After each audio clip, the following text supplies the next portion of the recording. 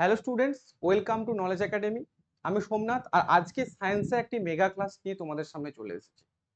তো এটা হচ্ছে বায়োলজির মেগা ক্লাস। তোমরা অনেকে আমাকে বলেছিলে যে স্যার বায়োলজির মেগা ক্লাস করাতে, তো এটা বায়োলজির মেগা ক্লাস। তোমরা আমার কেমিস্ট্রি মেগা ক্লাস দেখেছো। এই বায়োলজির মেগা ক্লাসের প্রথম দিনে আমি তোমাদের সামনে নিয়ে চলে এসেছি যে বডি সিস্টেম অর্থাৎ হিউম্যান ফিজিওলজির একদম ফার্স্ট যে চ্যাপ্টারটা রয়েছে সেটা হচ্ছে human digestive system and human respiratory system. এই দুটো চ্যাপ্টার তোমাদের আমি করাবো। শুধু তাই নয়, এখানে আমি তোমাদের বলবো যে কোথায় কোথায় থেকে প্রশ্ন এসেছে ডব্লিউবিসিএস পরীক্ষাতে, সেই জায়গাগুলোও আমি বলবো। তো চলো দেখে নিই হিউম্যান ডাইজেস্টিভ সিস্টেম বা মানুষের পাচন তন্ত্র। তো এই মানুষের পাচন তন্ত্রকে আমরা দুটো অংশে দেখে নিতে পারি। একটা কি না, একটা বলতে পারি যে অ্যালিমেন্টারি ক্যানাল, অর্থাৎ একদম মুখ থেকে আমাদের রেকটাম পর্যন্ত যে অংশ যে রয়েছে সেটাকে আমরা বলতে পারি কি অ্যালিমেন্টারি ক্যানাল, তা মাউথ থেকে রেকটাম পর্যন্ত। নেক্সট কি, নেক্সট হচ্ছে আমাদের যে জুস গুলো অর্থাৎ যার মাধ্যমে খাদ্য পাচিত হচ্ছে, সেই পাচক রস যেখানে তৈরি হচ্ছে অর্থাৎ ডাইজেস্টিভ গ্ল্যান্ডস গুলো, সেই ডাইজেস্টিভ যে অ্যাসোসিয়েটেড ডাইজেস্টিভ গ্ল্যান্ডস গুলো যেগুলো রয়েছে সেগুলো কিন্তু ডাইজেস্টিভের সিস্টেমের মধ্যে পড়ছে। তাহলে এই দুটো ভাগে মূলত আমরা ভাগ করে থাকি, একটা হচ্ছে অ্যালিমেন্টারি ক্যানাল আর একটা হচ্ছে ডাইজেস্টিভ গ্ল্যান্ডস। তো প্রথম থেকে আমরা দেখি কি বলছে।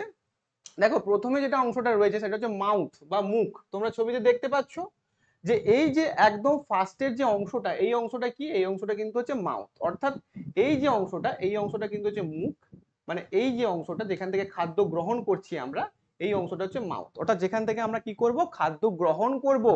তাহলে ফার্স্ট যে ডাইজেস্টিভ সিস্টেমের যে পোর্শন, সেখানে কি হবে না, সেখানে ফার্স্ট পোর্শন হচ্ছে খাদ্য গ্রহণ। এবং তারপরের যে অংশটা সেটা হচ্ছে কি, সেটা হচ্ছে বাকল ক্যাভিটি বা ওরাল ক্যাভিটি আমরা বলতে পারি। বাক্যাল ক্যাভিটিটা কি, বাক্যাল ক্যাভিটি হচ্ছে মুখগহ্বর।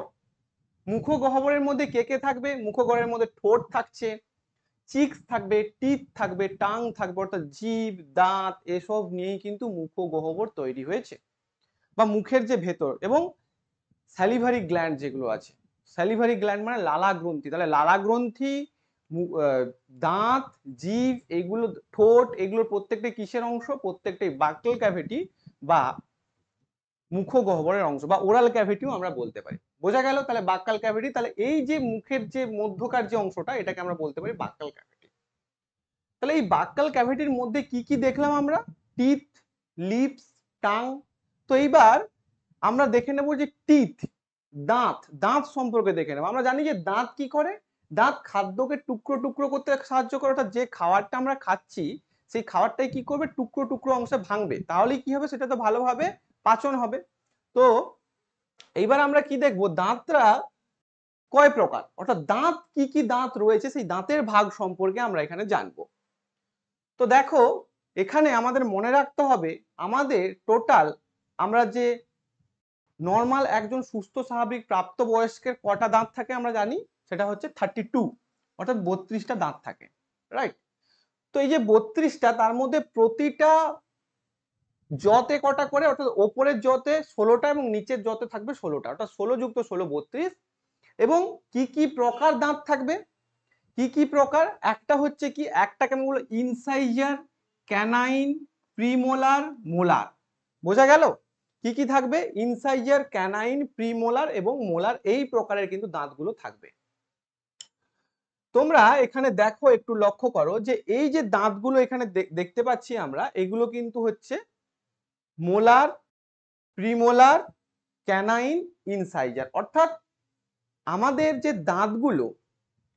দাঁতগুলোর মাঝখান থেকে তুমি যদি ধরো, অর্থাৎ এইখান থেকে এই দিকে একটা অংশ, এবং তারপরে তার বাম দিকে আর একটা অংশ, অর্থাৎ এইখান থেকে এই দিকে একটা ভাগ, এইখান থেকে এই দিকে একটা ভাগ, আবার নিচের যত এইখান থেকে এই দিকে, এইখান থেকে এই দিকে। বোঝা গেল?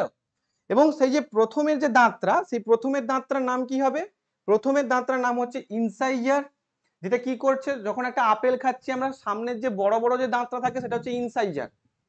সেই ইনসাইজার কি করছে, আপেলটাকে ছিঁড়ে নিতে সাহায্য করছে। তাহলে খাদ্য টুকরো টুকরো করতে কে সাহায্য করে, সেটা হচ্ছে ইনসাইজার। তারপরে কি হচ্ছে, ক্যানাইন, এইটা হচ্ছে ক্যানাইন। তারপরে প্রিমোলার এবং মোলার, অর্থাৎ খাদ্যটা তুমি কাটলে তারপর তাকে টুকরো করলে ক্যানাইন দিয়ে, এবং তারপর সেটা কোথায় চলে যাচ্ছে, তোমার প্রিমোলার এবং মোলারে, যেটা খাদ্য কি করছে, ক্রাশ করছে, অর্থাৎ সেটাকে বারবার বারবার থেতলে দিচ্ছে এবং সেটাকে ছোট ছোট ছোট ছোট টুকরোতে ভাগ করে দিচ্ছে।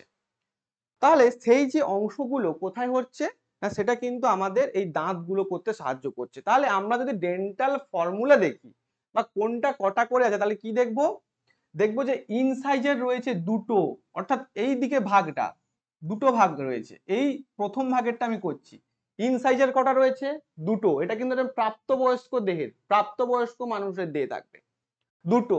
ক্যানাইন কটা থাকবে, একটা। প্রিমোলার দুটো এবং হচ্ছে মোলার তিনটে। মনে থাকবে, ইনসাইজার দুটো, ক্যানাইন কিন্তু একটা, প্রিমোলার দুটো এবং হচ্ছে মোলার তিনটে। ঠিক তার পাশের যে অংশটা, অর্থাৎ এই অংশটার ক্ষেত্রে এইটা কটা দেখলাম, 2 একে 3 4 5 6 7 8, অর্থাৎ আটটা। আটটা এই দিকে রয়েছে কটা, আটটা। আবার বাকি এই দিকে কটা থাকবে, এই দিকেও আটটা থাকবে। বোঝা গেল? তাহলে ঠিক সেটাকে আমরা নিচে লিখেছি, তাহলে এই দিকে কটা রয়েছে, আটটা। তাহলে 8 8, আবার ঠিক নিচে একই রকম 8 আর এদিকে 8, টোটাল তাহলে কটা হলো, টোটাল হচ্ছে 32। তাহলে কি কি থাকবে, ইনসাইজার, ক্যানাইন, প্রিমোলার, মোলার। এরা কি করছে, খাদ্যকে টুকরো টুকরো করতে সাহায্য করছে এবং সেই খাদ্যটাকে টুকরো টুকরো করে সেটাকে ভেঙে দিচ্ছে। বোঝা গেল? কিন্তু যদি এখানে আমি বলে থাকি যে একজন যে বাচ্চা অর্থাৎ চাইল্ডের যদি দাঁত কটা দাঁত থাকে, তাহলে চাইল্ডের মনে রাখবে সেখানে কিন্তু 20টা দাঁত থাকে। চাইল্ডের কিন্তু বা শিশুদের কিন্তু 20টা দাঁত থাকে, তাদের কিন্তু 32টা দাঁত হয় না। তাদের আস্তে আস্তে দাঁতগুলো কিন্তু ওঠে। এটা ডব্লিউবিসিএস এর প্রিলিতে কিন্তু এই প্রশ্নটা এসেছিল, ডব্লিউবিসিএস 2018-এ। আমি বলে দিচ্ছি, ডব্লিউবিসিএস 2018-এর প্রিলিতে এই প্রশ্নটা এসেছিল যে একজন শিশুর দাঁতের সংখ্যা কত, এবং শিশু দাঁতের সংখ্যা তো তোমরা জানলে। কিন্তু এখানে আর একটা জিনিস তোমাদের জানতে হবে, সেটা হচ্ছে শিশুদের যে দাঁতে তাদের প্রিমোলার, মোলার, ইনসাইজার, ক্যানাইনের কি কি ভাগ থাকবে।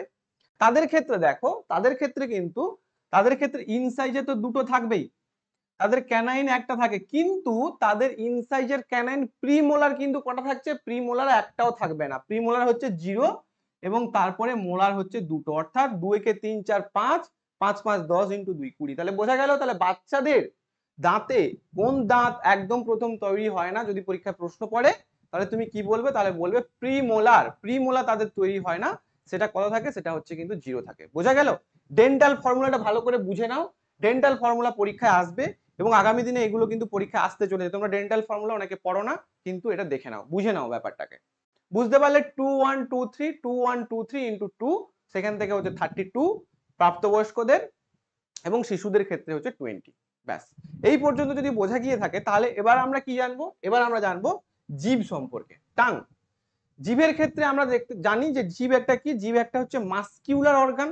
আমরা দেখতে পাচ্ছি জিভ একটা মাস্কিউলার অর্গান, মাসেল দ্বারা গঠিত, এবং জিভে টেস্ট বার্ড থাকে, স্বাদ কোরক থাকে। সেই স্বাদ কোরকগুলোর কাজ কি না, স্বাদ কোরকগুলোর কাজ হলো বিভিন্ন ধরনের যে টেস্ট, বিভিন্ন ধরনের স্বাদ, সেই স্বাদ বুঝতে সাহায্য করা।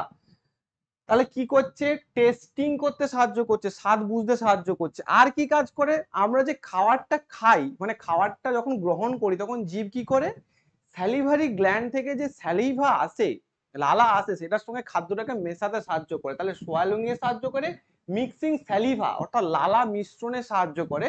এবং আর একটা কি, ওই যে আমি কথা বলছি বা আমার যে ভয়েসটা তোমরা শুনতে পাচ্ছ, এই ভয়েস শোনার সাথে সাথে জিভটা ওতপ্রোতভাবে জড়িত, অর্থাৎ জিভের দ্বারাই কিন্তু তোমরা আমার ভয়েসটা শুনতে পাচ্ছ। তার জন্য এই যে প্রসেস অফ স্পিচ, যাদের জিভের প্রবলেম থাকে তারা ভালো করে কথা বলতে পারে না, তাই স্পিচের ক্ষেত্রেও কিন্তু জিভের ভূমিকা আছে। তাহলে testing, swallowing, speech, mixing of saliva, এইসব ক্ষেত্রে কিন্তু আমরা জিভের ফাংশন আমরা বলতে পারবো এইগুলো। এবং জিভের যে টেস্ট বার্ডস গুলো রয়েছে, জিভের কোন দিক অংশ কি ধরনের টেস্ট আমরা দেখতে পাই সেটা সম্পর্কে একটু জানবো। তাহলে কোন ধরনের দেখতে পাই, দেখো এই যে অংশটা, অর্থাৎ এটা যদি আমি একটু দেখি, তাহলে দেখবো যে একদম পেছনের দিকে, অর্থাৎ জিভের পেছনের দিকের যে অংশ, সেই অংশতে আমরা কোন ধরনের টেস্ট পাচ্ছি, সেই অংশতে আমরা দেখতে পাবো তেতো পাচ্ছি। তাহলে জিভের পেছনের দিকটা আমরা পাচ্ছি তেতো। যখন আমরা উচ্ছে খাই বা তেতো খাই, তখন দেখবো যে আমাদের ঠিক গলার কাছটা তেতো লাগছে। গলার কাছটা কেন তেতো লাগছে, কারণ জিভের ওটা পেছনের দিক। তাহলে জিভের পেছনের দিকটা কিন্তু বিটার টেস্ট পাচ্ছে, এটা পরীক্ষায় আসবে। এগুলো ডব্লিউবিসিএস, আরআরবি প্রকৃতি পরীক্ষায় আসে। এবং এই দিকটা কি, এই দিকটা হচ্ছে নোনতা স্বাদ এবং সামনের দিকটা হচ্ছে মিষ্টি স্বাদ। ঠিক আছে, তাহলে এই দিকটা হচ্ছে নোনতা স্বাদ এবং সামনের দিকটা হচ্ছে মিষ্টি স্বাদ লাগে। বোঝা গেল? তাহলে একদিকে হচ্ছে কি করছে টক, একদিকে হচ্ছে তেতো, এইখানে সামনের দিকে হচ্ছে মিষ্টি এবং এইদিকে হচ্ছে লবণাক্ত। তাহলে এইভাবে কিন্তু আমরা দেখলাম যে জিভের কোন কোন জায়গায় কি ধরনের টেস্ট বাড আছে, যার জন্য আমরা বিভিন্ন জায়গায় জিভের কি দেখতে পাচ্ছি না টেস্ট আমরা করতে পারছি। তাহলে জিভ সম্পর্কে আমরা বোঝা গেল যে জিভ কি কি করে না, জিভ কিন্তু আমাদের যে রয়েছে খাদ্য, সেই খাদ্যটা কি করে স্যালিভারকে মিক্স করে দেয়। এরপর আমরা দেখো কোথায় কোথায় আসলাম, কোথায় পর্যন্ত আসলাম একটু ভালো করে খেয়াল করো। আমরা জানলাম, প্রথমে জানলাম মাউথ, তারপরে জানলাম টিথ, তারপরে জানলাম টাং। অর্থাৎ টিথ টাং এগুলো কি, এগুলো বাকল ক্যাভিটির মধ্যে পড়ছে। ঠিক এরপরে দেখো আমরা অ্যাসোসিয়েটেড গ্ল্যান্ডস গুলো লাস্টের দিকে আসছি। তাহলে মাউথ, টিথ, টাং, এরপরে আমরা তো ফ্যারিংস, ঠিক এই জায়গাটায় পৌঁছে যাচ্ছি। তাহলে এইখান থেকে এইদিকে নামছি আস্তে আস্তে। এবার দেখি ফ্যারিংসটা কি। দেখো ফ্যারিংসটা কিন্তু কমন প্যাসেজ। আমি যখন তোমাদের রেসপিরেটরি সিস্টেম পড়াবো তখনও সেখানে বলবো যে ফ্যারিংসটা কিন্তু ফুড এবং এয়ারের দুজনের কমন প্যাসেজ। অর্থাৎ আমরা যখন নিঃশ্বাস নিচ্ছি সেই নিঃশ্বাসের সঙ্গে কি হচ্ছে না, নিঃশ্বাসের সঙ্গে যে এয়ারটা আসবে সেই এয়ারটা তো ট্রাকিয়া হয়ে ফুসফুসে যাবে। তো সেই যে কমন প্যাসেজ অর্থাৎ ফুডও যাচ্ছে এভাবে একটা কমন প্যাসেজ, এই যে অংশটা অর্থাৎ এখান দিয়ে খাবার আসতে মনে করো ইসোফেগাসে গেল, এটা হচ্ছে ইসোফেগাস, এবং এয়ার এসে কি হচ্ছে যখন এয়ার আসছে অর্থাৎ অক্সিজেন আসছে তখন সেটা এইভাবে কিন্তু ট্রাকিয়াতে যাবে। তার এই যে কমন প্যাসেজটা, এই কমন প্যাসেজটার নাম কি, কমন প্যাসেজটার নাম কিন্তু হচ্ছে ফ্যারিংস। এই কমন প্যাসেজের নাম ফ্যারিংস। তোমরা কখনো খেয়াল করে দেখেছো আমরা যখন ভাত খাই বা কিছু খাবার খাই, খাওয়ার সময় যদি কথা বলি তাহলে বিষম লাগে। বিষম লাগে কেন না, বিষম লাগে এই কারণে যে আমাদের যে খাওয়ার অংশগুলো, সেই খাওয়ার অংশগুলো কোথায় যাওয়ার কথা, ইসোফেগাসের মধ্যে যাওয়ার কথা, কিন্তু সেটা ইসোফেগাসের মধ্যে না গিয়ে কি হয় না আমাদের শ্বাসনালীতে ঢুকে পড়ে বা ট্রাকিয়ার মধ্যে ঢুকে পড়ে, তখনই আমাদের বিষম লাগে। তাহলে তাহলে আমরা শুধু কথা বলার সময় কেন বিষম লাগে, অন্য সময়ও তো লাগতে পারে। তার কারণ হচ্ছে এইখানে একটা অঙ্গ থাকে, তার নাম কি, তার নাম হচ্ছে এপিগ্লটিস, যেটা কি করে না, যেটা এই যে ফ্যারিংসটা এখানে, এই ফ্যারিংসটার এইখানটা কিন্তু যখন আমরা খাবার খাই তখন সে বন্ধ করে রাখে। অর্থাৎ খাবারটা এই দিকে গেলে তবেই কি হয়, তবেই সেটা খোলে। তখন কি, যখন এটা খোলে তখন কি শ্বাসবায়ু ঢোকে, আর যখন আমরা খাবার খাই তখন এটা বন্ধ থাকে, তখন এইদিকে খাবারটা আসে। কিন্তু যখন আমরা কথা বলি তখন কি হয় না, তখন এপিগ্লটিসটা খোলা থাকে এবং খাবারের অংশগুলো কি হয় শ্বাসনালীর মধ্যে ঢুকে যায়। বোঝা গেল? তাহলে যদি বলা হয়, এখানে প্রশ্ন করা হয় যে খাদ্য যাতে শ্বাসনালীতে না ঢোকে তার জন্য সেই প্রিভেন্টটা কে করছে, সেটা হচ্ছে এপিগ্লটিস। তাহলে এপিগ্লটিসটা কোথায় থাকে, ফ্যারিংসে। তোমরা যদি একটু বড় করে হাঁ করো, হাঁ করে আয়নার সামনে দাঁড়াও, দেখবে ঠিক এইরকম একটা অংশ এরকম এরকম হচ্ছে, ঠিক গলার কাছে এই জায়গাটা হাঁ করলে দেখতে পাবে এরকম এরকম হচ্ছে, ওই অংশটাই কিন্তু হচ্ছে ওটাই নাম হচ্ছে এপিগ্লটিস। বোঝা গেল এই পর্যন্ত প্রত্যেকে? তাহলে আমরা কি জানলাম, আমরা জানলাম ফ্যারিংস যেটা হচ্ছে কি করে না ফুডের যে এন্ট্রি, ফুডের যে ঢুকছে, ফুডটা কোথায় ঢুকছে না গ্রাস নালীতে বা ইসোফেগাসের মধ্যে ঢুকছে, সেই এন্ট্রি পয়েন্টে থাকে কিন্তু ফ্যারিংস। বুঝতে পারলে এই পর্যন্ত? নেক্সট আমরা যেটা দেখবো সেটা হচ্ছে আমরা কি কি দেখলাম, ফ্যারিংস পর্যন্ত এলাম, এরপর আমরা দেখলো ইসোফেগাস। ইসোফেগাস কোন অংশটা, ইসোফেগাস হলো দেখো যে একদম নালীর মতো যে অংশটা তোমরা দেখতে পাচ্ছ, অর্থাৎ এই যে অংশটা, এই অংশটা হচ্ছে ইসোফেগাস। তাহলে ইসোফেগাস কার কার থেকে কোথায় আছে, ইসোফেগাসটা কিন্তু দেখো এইখানে রয়েছে ফ্যারিংস। তাহলে ফ্যারিংস থেকে কোথায় পর্যন্ত, এটা হচ্ছে স্টোমাক। তাহলে ফ্যারিংস এবং স্টোমাকের মধ্যে যে সংযোগ স্থাপন করছে, সেই সংযোগ স্থাপনটা কে করছে, সংযোগ স্থাপনটা করছে ইসোফেগাস। মনে থাকবে? তাহলে ফ্যারিংস এবং স্টোমাকের মধ্যে যে সংযোগ স্থাপন করছে সেটা হচ্ছে ইসোফেগাস। একটা কথা এখানে মনে রাখবে, এইরকম যে খাদ্যের বোলাস, খাদ্যের বোলাস মানে কি, তোমার জীব কি করলো, খাদ্যকে, জীব মুখের মধ্যে কি হলো, খাদ্য টুকরো টুকরো হলো, সেটা হওয়ার পর জীব সেই খাদ্যটাকে কি করলো না স্যালাইভার সঙ্গে মিক্স করে ছোট ছোট ছোট ছোট অংশে গোল গোল করে দিল, সেটা কি হচ্ছে, সেটা নামছে কোথা দিয়ে, ইসোফেগাসের মধ্য দিয়ে। ইসোফেগাসের যে ইসোফেগাসের দেওয়ালগুলো কি হয় বারবার এরকম এরকম হয়, ঢেউ খেলানো হয়, এইরকম এরকম করে কিন্তু সেটা কিন্তু খাদ্য নিয়ে আসে। এই যে মুভমেন্ট, এই ইসোফেগাসের যে মুভমেন্ট, এই মুভমেন্টটাকে আমরা কি বলে থাকি, এই মুভমেন্টটাকে আমরা বলে থাকি পেরিস্টালসিস। তাহলে পেরিস্টালসিস মুভমেন্টের মাধ্যমে ইসোফেগাস কি করে ফ্যারিংস থেকে খাদ্যটাকে স্টোমাকে নিয়ে আসে। এরপর আমরা স্টোমাকে কি হচ্ছে সেটা আমরা জানবো। ঠিক আছে, তো এই গেল কিন্তু হচ্ছে ইসোফেগাস গেল। এইবার আসছে স্টোমাক। স্টোমাক দেখো, তো স্টমাকের ভাগগুলো আমরা দেখবো, স্টমাকের যে ভাগগুলো রয়েছে সেগুলো কি কি। আমরা যখন খাদ্য খাই তখন প্রাথমিকভাবে যেটা ফুলে ওঠে সেটা হচ্ছে কিন্তু স্টোমাক। অর্থাৎ এই স্টোমাকটা যদি শেপ দেখো তাহলে শেপটা দেখলে কি দেখতে পাবে, এটা একটা জে শেপ, অর্থাৎ জে এর মতো দেখতে। এবং এর যে তিনটে অংশ, সেই তিনটে অংশ কি কি না, একটা হচ্ছে কার্ডিয়াক অংশ, অর্থাৎ যেখানে ঠিক ইসোফেগাসটা এসে যুক্ত হচ্ছে সেই অংশটাকে আমরা কি বলবো, কার্ডিয়াক অংশ। আর একটা হচ্ছে ফান্ডাস, একটা হচ্ছে পাইলোরাস। পাইলোরাস থেকে কোথায় না, এখান থেকে কি তৈরি হচ্ছে, এখান থেকে ইন্টেনস্টাইন, স্মল ইন্টেনস্টাইন তৈরি হচ্ছে, বা স্মল ইন্টেনস্টাইন যেখান থেকে শুরু হচ্ছে সেটা হচ্ছে পাইলোরাস। আর একটা হচ্ছে মেন যে বডিটা সেটা হচ্ছে ফান্ডাস। তাহলে বোঝা গেল, একটা হচ্ছে ফান্ডাস, একটা হচ্ছে কার্ডিয়াক, এন্ড একটা হচ্ছে পাইলোরাস। এবং এই যে স্টোমাকের মধ্যে বিভিন্ন প্রকার এনজাইম থাকে, সেটা হচ্ছে পেপসিনোজেন থাকে, আবার এইচসিএল থাকে, হাইড্রোক্লোরিক অ্যাসিড। অর্থাৎ এখানে কি থাকে, স্টোমাকের মধ্যে হাইড্রোক্লোরিক অ্যাসিড থাকে। এই হাইড্রোক্লোরিক অ্যাসিডের কাজ কি, হাইড্রোক্লোরিক অ্যাসিডের মূলত দুটো কাজ থাকে, ভালো করে বুঝে নাও। হাইড্রোক্লোরিক অ্যাসিড এই পেপসিনোজেনটাকে তো মূলত অ্যাক্টিভেট করছে, এবং এই যে আমরা খাবার খাচ্ছি, খাবার খাওয়াতে প্রচুর পরিমাণ ব্যাকটেরিয়া মিশে আছে খাবারে, সেই ব্যাকটেরিয়া গুলোকে ধ্বংস করে দিচ্ছে কিন্তু এই হাইড্রোক্লোরিক অ্যাসিড। অর্থাৎ এর যে পিএইচ, এর পিএইচটা 1.5, অর্থাৎ বুঝতে পারছো কতটা অ্যাসিডিক। মানে ওই পিএইচটা যদি আমাদের নর্মাল বডিতে পড়ে, নর্মাল বডিতে যদি পড়ে তাহলে কি হবে, আমাদের হাত পুড়ে যাবে। 1.5 মানে প্রচুর অ্যাসিডিক। তাহলে এইটা হচ্ছে কিন্তু হাইড্রোক্লোরিক অ্যাসিড। এবং এখানে আর একটা কথা মনে রাখতে হবে, তাহলে স্টমাকের কাজ কি, স্টমাক কিন্তু প্রাথমিকভাবে প্রায় 4 থেকে 5 ঘন্টা যে ফুডটা আমরা খেলাম সেই ফুডটাকে কিন্তু স্টোর করে রাখতে পারে। তাহলে আমরা যে ফুডটা খেলাম সেই ফুডটাকে স্টোর করে রাখতে পারে। এবং এই স্টমাকের মধ্যে এই যে ফুডটা স্টোর হওয়ার পর এটা কি হচ্ছে, এটা অ্যাসিডিক হয়ে যাচ্ছে। হাইড্রোক্লোরিক অ্যাসিড যেটা অ্যাসিডিফাই হচ্ছে এবং সেটাকে একটু একটু করে কি করছে, সেমি সলিড করে দিচ্ছে। আমরা যে খাবারটা খেলাম সেই খাবারটা কি করছে, সেমি সলিড করে দিচ্ছে। এবং সেমি সলিড করে দেওয়ার পর সেই যে খাবারটা সেটাকে আমরা কি বলবো, লিখে নাও প্রত্যেকে, সেটাকে আমরা বলবো কাইম। পরীক্ষায় প্রশ্ন আছে যে কাইম কি, কাইম কি, তাহলে কাইম কি না, কাইম হলো স্টোমাকের মধ্যে যে খাবারের অংশগুলো থাকে সেই খাবারের অংশগুলো যখন অ্যাসিডিফাই হয় বা সেমি সলিড হয়ে যায় সেই অংশগুলোকে আমরা কি বলি, সেই অংশগুলোকে আমরা কাইম বলে থাকি। মনে থাকবে। তাহলে আমরা কাইম কাকে বলে থাকি, কাইম হচ্ছে আমরা ওকেই বলে থাকি, যে সেমি সলিড যুক্ত যে অংশগুলো। তাহলে স্টোমাকের কাজ কি হলো, স্টোমাকের কাজ হলো খাদ্যকে বিভিন্ন প্রোটিনের যে পরিপাক, প্রোটিনের পরিপাক কোথায় শুরু হয়, স্টোমাকের মধ্যে শুরু হয়। খাদ্যকে সামান্য পরিমাণ স্টোর হিসেবে কোথায় আমরা দেখতে পাই প্রথম, সেটা হচ্ছে স্টোমাকের মধ্যে দেখতে পাই। খাদ্যটাকে প্রথমে একদম অ্যাসিডিফাই করে সেমি সলিড কে করে, সেটা হচ্ছে স্টোমাক করে। ঠিক আছে, তো এইগুলো হচ্ছে কিন্তু স্টোমাকের কাজ। এবার স্টোমাকের যে পরের অংশ, পরের যে অ্যালিমেন্টারি ক্যানাল, সেটা কে, সেটা হচ্ছে আর কেউই না, সেটা হচ্ছে স্মল ইন্টেস্টাইন। স্মল ইন্টেস্টাইন অর্থাৎ ক্ষুদ্রান্ত। তাহলে আমরা প্রথম থেকে আরেকবার দেখে নিই। আমরা প্রথমে কি দেখলাম, প্রথমে দেখলাম মাউথ, তারপর বাক্কাল ক্যাভিটি, সেখানে রয়েছে টিথ, টাং, তারপর দেখলাম ফ্যারিংস, তারপরে দেখছি ইসোফেগাস, এন্ড তারপর দেখছি স্টোমাক, এন্ড তারপর দেখবো স্মল ইন্টেস্টাইন। তোমাদের যদি ক্লাসটাকে ভালো লেগে থাকে তাহলে অবশ্যই কিন্তু লাইক করবে এবং বন্ধুদের সঙ্গে শেয়ার করবে, কারণ তোমরা যত শেয়ার করবে আমি কিন্তু এরকম আরো ভালো ভালো মেগা ক্লাস নিয়ে আসবো। পরবর্তীকালে ফিজিক্সের একটা মেগা ক্লাস নিয়ে আসবো।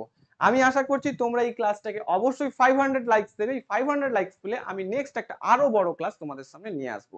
তো চলো, এরপরে আমরা দেখবো যে স্মল ইন্টেস্টাইন। স্মল ইন্টেস্টাইন কাকে বলবো, দেখো স্মল ইন্টেস্টাইন যদিও কথাটার মধ্যে স্মল আছে কিন্তু তবুও অ্যালিমেন্টারি ক্যানালের মধ্যে সব থেকে লংগেস্ট পার্ট, অর্থাৎ সব থেকে দীর্ঘ যে অংশটা, সেই দীর্ঘ অংশের নাম কিন্তু হচ্ছে স্মল ইন্টেস্টাইন। মনে থাকবে, অ্যালিমেন্টারি ক্যানালের সব থেকে দীর্ঘ যদি অংশ বলে সেটা হচ্ছে কে, সেটা হচ্ছে কিন্তু স্মল ইন্টেস্টাইন। তো এই স্মল ইন্টেস্টাইনের প্রথমে কি বলবো না, এটা হচ্ছে একটা লংগেস্ট পার্ট এবং এটাও তিনটে অংশে বিভক্ত। কি কি তিনটে অংশ তোমরা এখানে দেখো, ঠিক যে অংশটা স্টোমাকের সঙ্গে যুক্ত থাকছে, স্মল ইন্টেস্টাইনের যে অংশটা স্টোমাকের সঙ্গে যুক্ত থাকছে তাকে আমরা বলবো ডিওডেনাম। তার যে পরের অংশটা সেটাকে আমরা কি বলবো, জেজুনাম। এবং তার যে পরের অংশটা সেটাকে কি বলবো, সেটাকে বলছি ইলিয়াম। তাহলে এই অংশটা হচ্ছে ডিওডেনাম, তারপরে এই অংশটা হচ্ছে জেজুনাম, এবং তার যে পরের সব থেকে বড় অংশ সেটা হচ্ছে ইলিয়াম। তাহলে ইলিয়ামের শেষ প্রান্তটা কোথায় যুক্ত থাকছে, ইলিয়ামের শেষ প্রান্তটা যুক্ত থাকছে লার্জ ইন্টেস্টাইনের মধ্যে। আর ডিওডেনামটা কার সঙ্গে যুক্ত থাকছে, ডিওডেনামটা যুক্ত থাকছে কিন্তু স্টোমাকের সঙ্গে। তাহলে একটা প্রান্ত স্টোমাকের সঙ্গে যুক্ত থাকছে আর একটা প্রান্ত কিন্তু লার্জ ইন্টেস্টাইনের সঙ্গে যুক্ত থাকবে।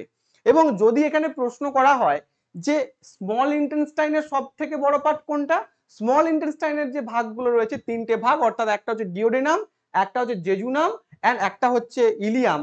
এদের মধ্যে সব থেকে যে বড় পার্ট সেটা হচ্ছে কিন্তু ইলিয়াম, মনে থাকবে। তাহলে স্মল ইন্টেস্টাইনের যে ভাগগুলো রয়েছে তার মধ্যে সব থেকে বড় পার্টকে, তার মধ্যে সব থেকে বড় পার্ট হচ্ছে বা লংগেস্ট পার্ট হচ্ছে সেটা হচ্ছে কিন্তু ইলিয়াম।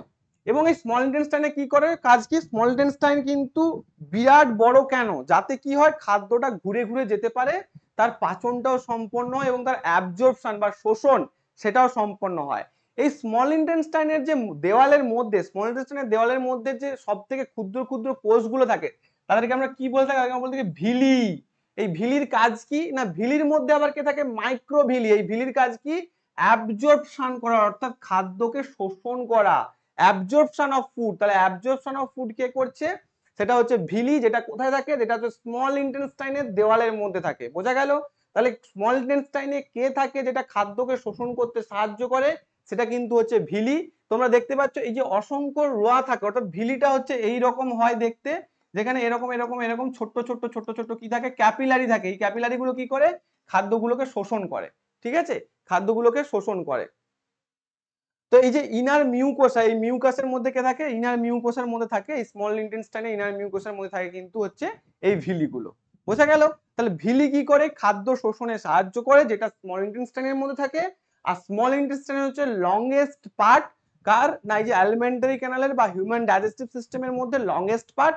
আর এই লংগেস্ট পার্ট কি করছে, কেন লংগেস্ট, কারণ যাতে অনেকটা স্পেস পাই, অর্থাৎ সারফেসটা অনেক বাড়ে এবং খাদ্যটাকে অনেকটা পথ ঘুরে ঘুরে যেতে হয়, যাতে সেটাকে ভালোভাবে শোষণ করা যায়, যাতে আমরা কি হয় না, আমরা তার থেকে ম্যাক্সিমাম নিউট্রিশন, ম্যাক্সিমাম পুষ্টি আমরা সংগ্রহ করতে পারি। বোঝা গেল? তাহলে এই গেল কিন্তু, এইটা গেল হচ্ছে স্মল ইন্টেস্টাইন। তাহলে স্মল ইন্টেস্টাইনের পর কি আসবে, স্মল ইন্টেস্টাইনের পর আসবে লার্জ ইন্টেস্টাইন।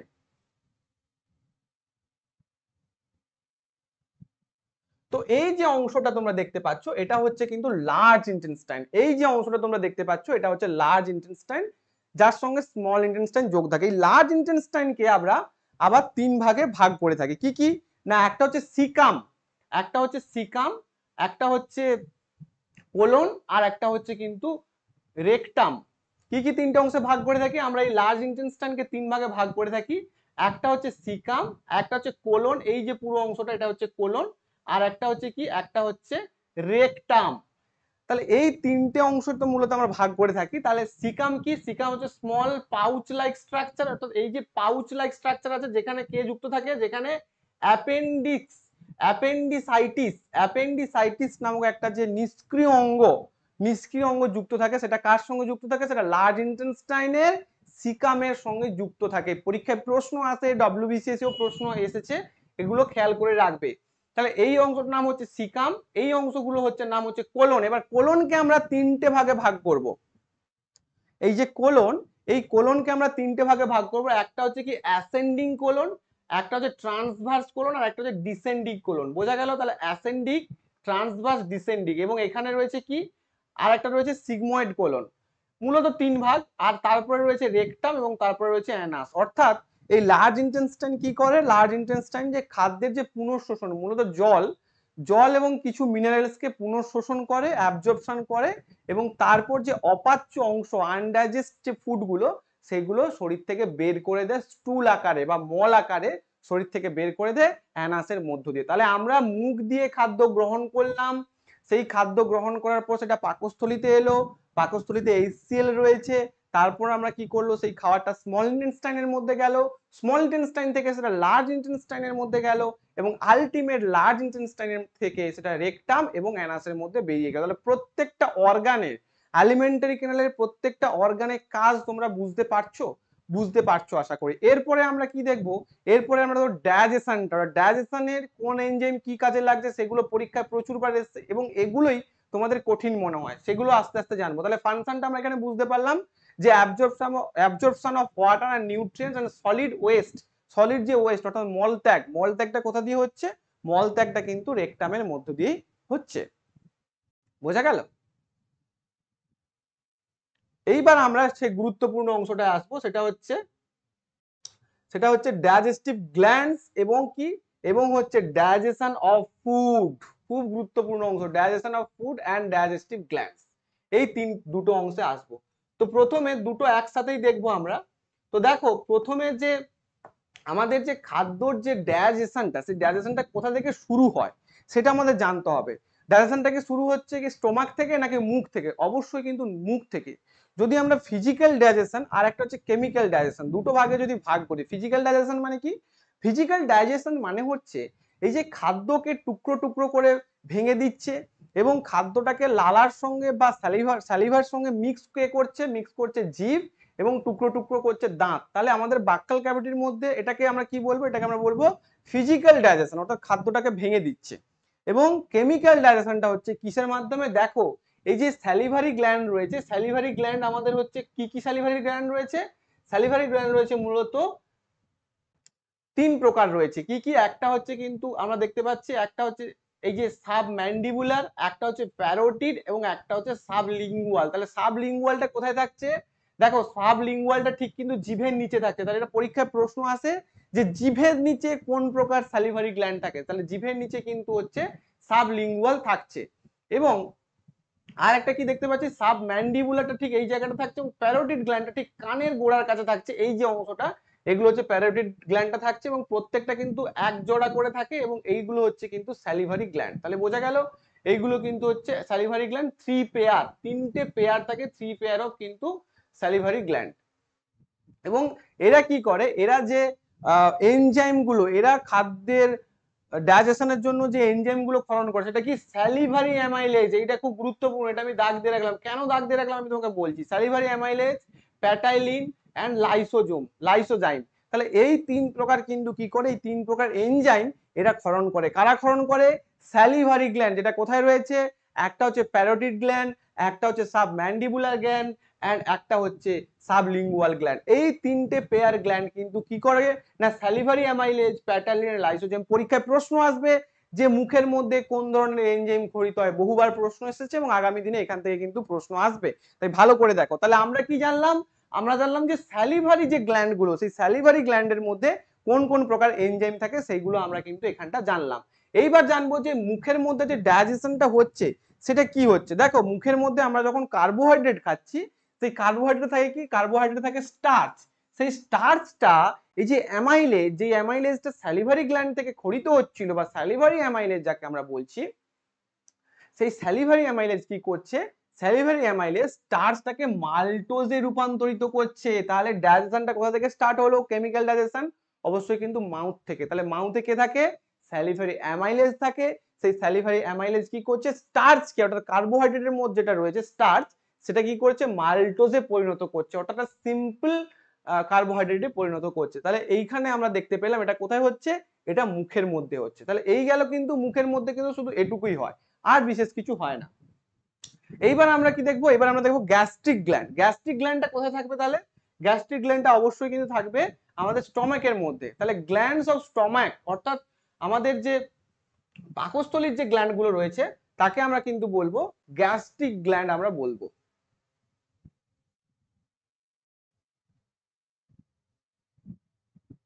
এবং এই যে পাকস্থলীতে যে গ্ল্যান্ডস গুলো রয়েছে, আমরা জানি কি পাকস্থলীতে কে কে ছিল? পাকস্থলীতে পেপসিনোজেন ছিল, এবং পাকস্থলীতে এইচসিএল ক্ষরিত হয়েছিল। তাহলে এদের যে কোষগুলো নিশ্চয়ই তাহলে কোথায় থাকবে? অবশ্যই স্টমাকের মধ্যে থাকবে। তাহলে এই যে গ্ল্যান্ডস অফ স্টমাক কি দেখতে পাচ্ছি? Peptic cells and oxyntic cells. তাহলে অক্সিনটিক সেলস থেকে কে ক্ষরিত হচ্ছে? অবশ্যই এইচসিএল, এবং যার পিএইচ কত? 1.5 থেকে 2.5। পরীক্ষায় প্রশ্ন আসবে যে অক্সিনটিক সেল থেকে কে ক্ষরিত হয়? এইচসিএল ক্ষরিত হয়। আর একটা কি থাকে? পেপটিক সেল, যেখানে পেপসিনোজেন থাকে, এটা একটা এনজাইম। এইচসিএল একটা কিন্তু একটা হচ্ছে অ্যাসিড।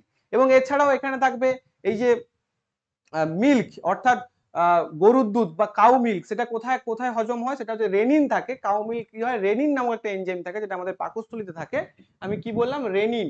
সেটা কিন্তু কি হয়? সেটা কিন্তু আমাদের যে মিল্কটাকে, সেই মিল্ককে কিন্তু ডাইজেশনে সাহায্য করে। আর একটা কথা বলে দিই যে আমাদের যে সেলুলোজ, অর্থাৎ আমরা যে ঘাস পাতা খাই বা শাক পাতা খাই, সেই শাক পাতার মাংসে কি থাকে?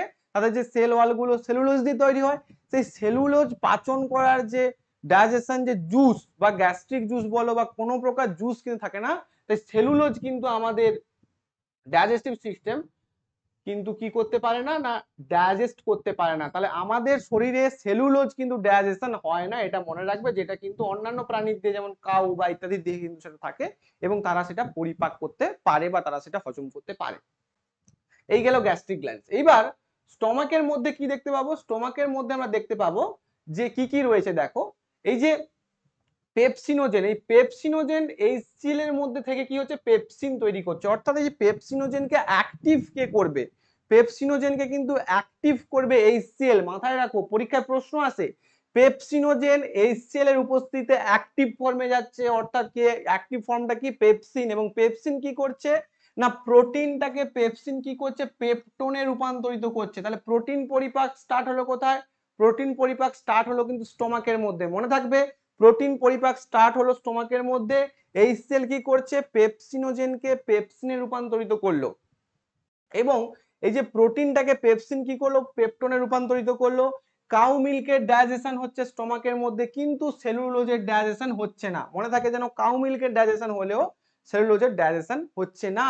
তাহলে এই গেল কিন্তু স্টোমাকের মধ্যে এই ধরনের আমরা দেখতে পাই কি ডাইজেশনটা এই ধরনের হয়। বোঝা গেল? একটা গেল মাউথের মধ্যে বা মুখের মধ্যে, আর একটা গেল কিন্তু স্টোমাকের মধ্যে। আশা করি তোমরা আমার ক্লাসটাকে বুঝতে পারছো। যদি ক্লাসটাকে বুঝতে পারো তাহলে অবশ্যই কিন্তু এটা লাইক করবে, এবং আমার কিন্তু 500 লাইকস চাই, যাতে 500 লাইকসের পর আমি তোমাদের আরো এরকম ভালো ভালো মেগা ক্লাস করাতে পারি। আজকে পুরো একটা ভালো ক্লাস তোমাদের আমি দিচ্ছি, যেটা তোমরা দেখার পর যদি বইতে এমসিকিউ করো, ডব্লিউবিসিএস এর এমসিকিউ করো, একটাও এমসিকিউ কিন্তু এর বাইরে একটাও এমসিকিউ যাবে না। তোমরা এমসিকিউ করার পর দেখবে, কারণ এই যে চারটা, এই চারটা কিন্তু কোথাও দেওয়া থাকবে না। এই ডাইজেশনটা আমি তোমাদের পুরো বোঝাবো, ডাইজেশনটা আমি তোমাদের পুরো বোঝাবো। তাহলে স্টমাক বোঝা গেল। আর একটা কথা বলে দিই, বারবার বলবো না, সেটা হচ্ছে 3 জুলাই, ডেটটা মনে রাখো, 3 জুলাই। 3 জুলাই থেকে আমাদের ডব্লিউবিসিএস অনলাইন ব্যাচে যদি এভাবে সায়েন্সের ভালো ভালো ক্লাস করতে চাও, মেগা ক্লাস করতে চাও এবং অন্যান্য ক্লাস যদি করতে চাও, তাহলে অবশ্যই নিচের দেওয়া নাম্বারে এখনই কন্টাক্ট করো, কারণ সিট কিন্তু সীমিত। ঠিক আছে? তো এরপর আমরা কি জানবো, এরপর আমরা জানবো স্মল ইন্টেস্টাইনে যে ডাইজেশনটা হচ্ছে সেটা।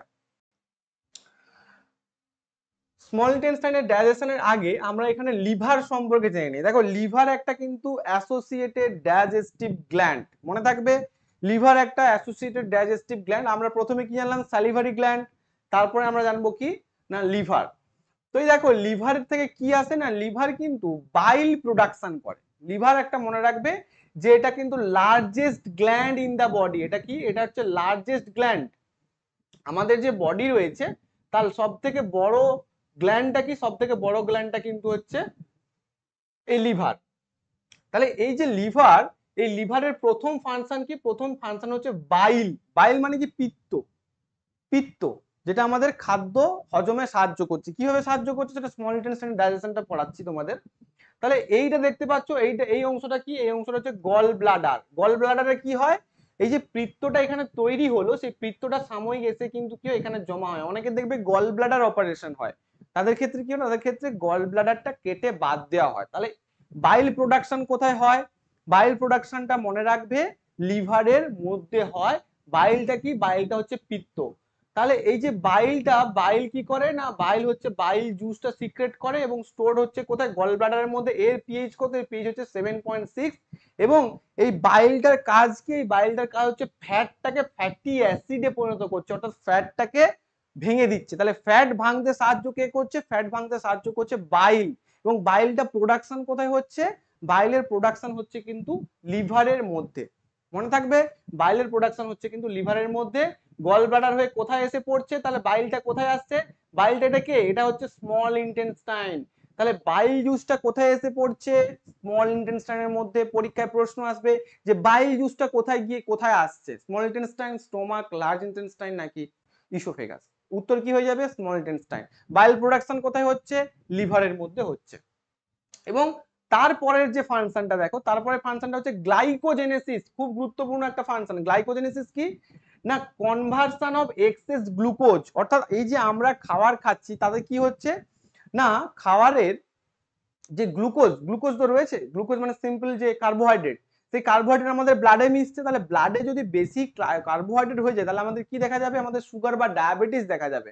সেই জন্য কি হয়, গ্লাইকোজেনেসিস হয়। গ্লাইকোজেনেসিস কি না, গ্লাইকোজেনেসিস হচ্ছে এক্সেস গ্লুকোজটা কি হয়ে যাবে, গ্লাইকোজেনে রূপান্তরিত হবে। তাহলে এই যে এক্সেস গ্লুকোজ, এই এক্সেস গ্লুকোজটা গ্লাইকোজেনে রূপান্তরিত হচ্ছে কোন হরমোনের প্রভাবে, সেটা হচ্ছে ইনসুলিন হরমোনের প্রভাবে। তাহলে ইনসুলিন হরমোনের প্রভাবে কি হয় না, গ্লাইকোজেনটা গ্লুকোজ গ্লুকোজটা গ্লাইকোজেনে রূপান্তরিত হয়, মনে থাকবে, গ্লুকোজটা গ্লাইকোজেনে রূপান্তরিত হয়। আর একটা ঠিক তার পরের যে প্রসেসটা সেটা কি না, সেটা হচ্ছে গ্লাইকোজেনোলাইসিস। সেটা হচ্ছে কি, সেটা হচ্ছে গ্লাইকোজেনোলাইসিস। এই যে অংশটা গ্লাইকোজেনোলাইসিস আর গ্লাইকোজেনেসিস খুব গুরুত্বপূর্ণ, দুটোর মধ্যে ডিফারেন্স বোঝো। একটা হচ্ছে গ্লাইকোজেনেসিস, যেটা কি হচ্ছে গ্লুকোজটা গ্লাইকোজেনে রূপান্তরিত হচ্ছে কার দ্বারা, ইনসুলিনের দ্বারা।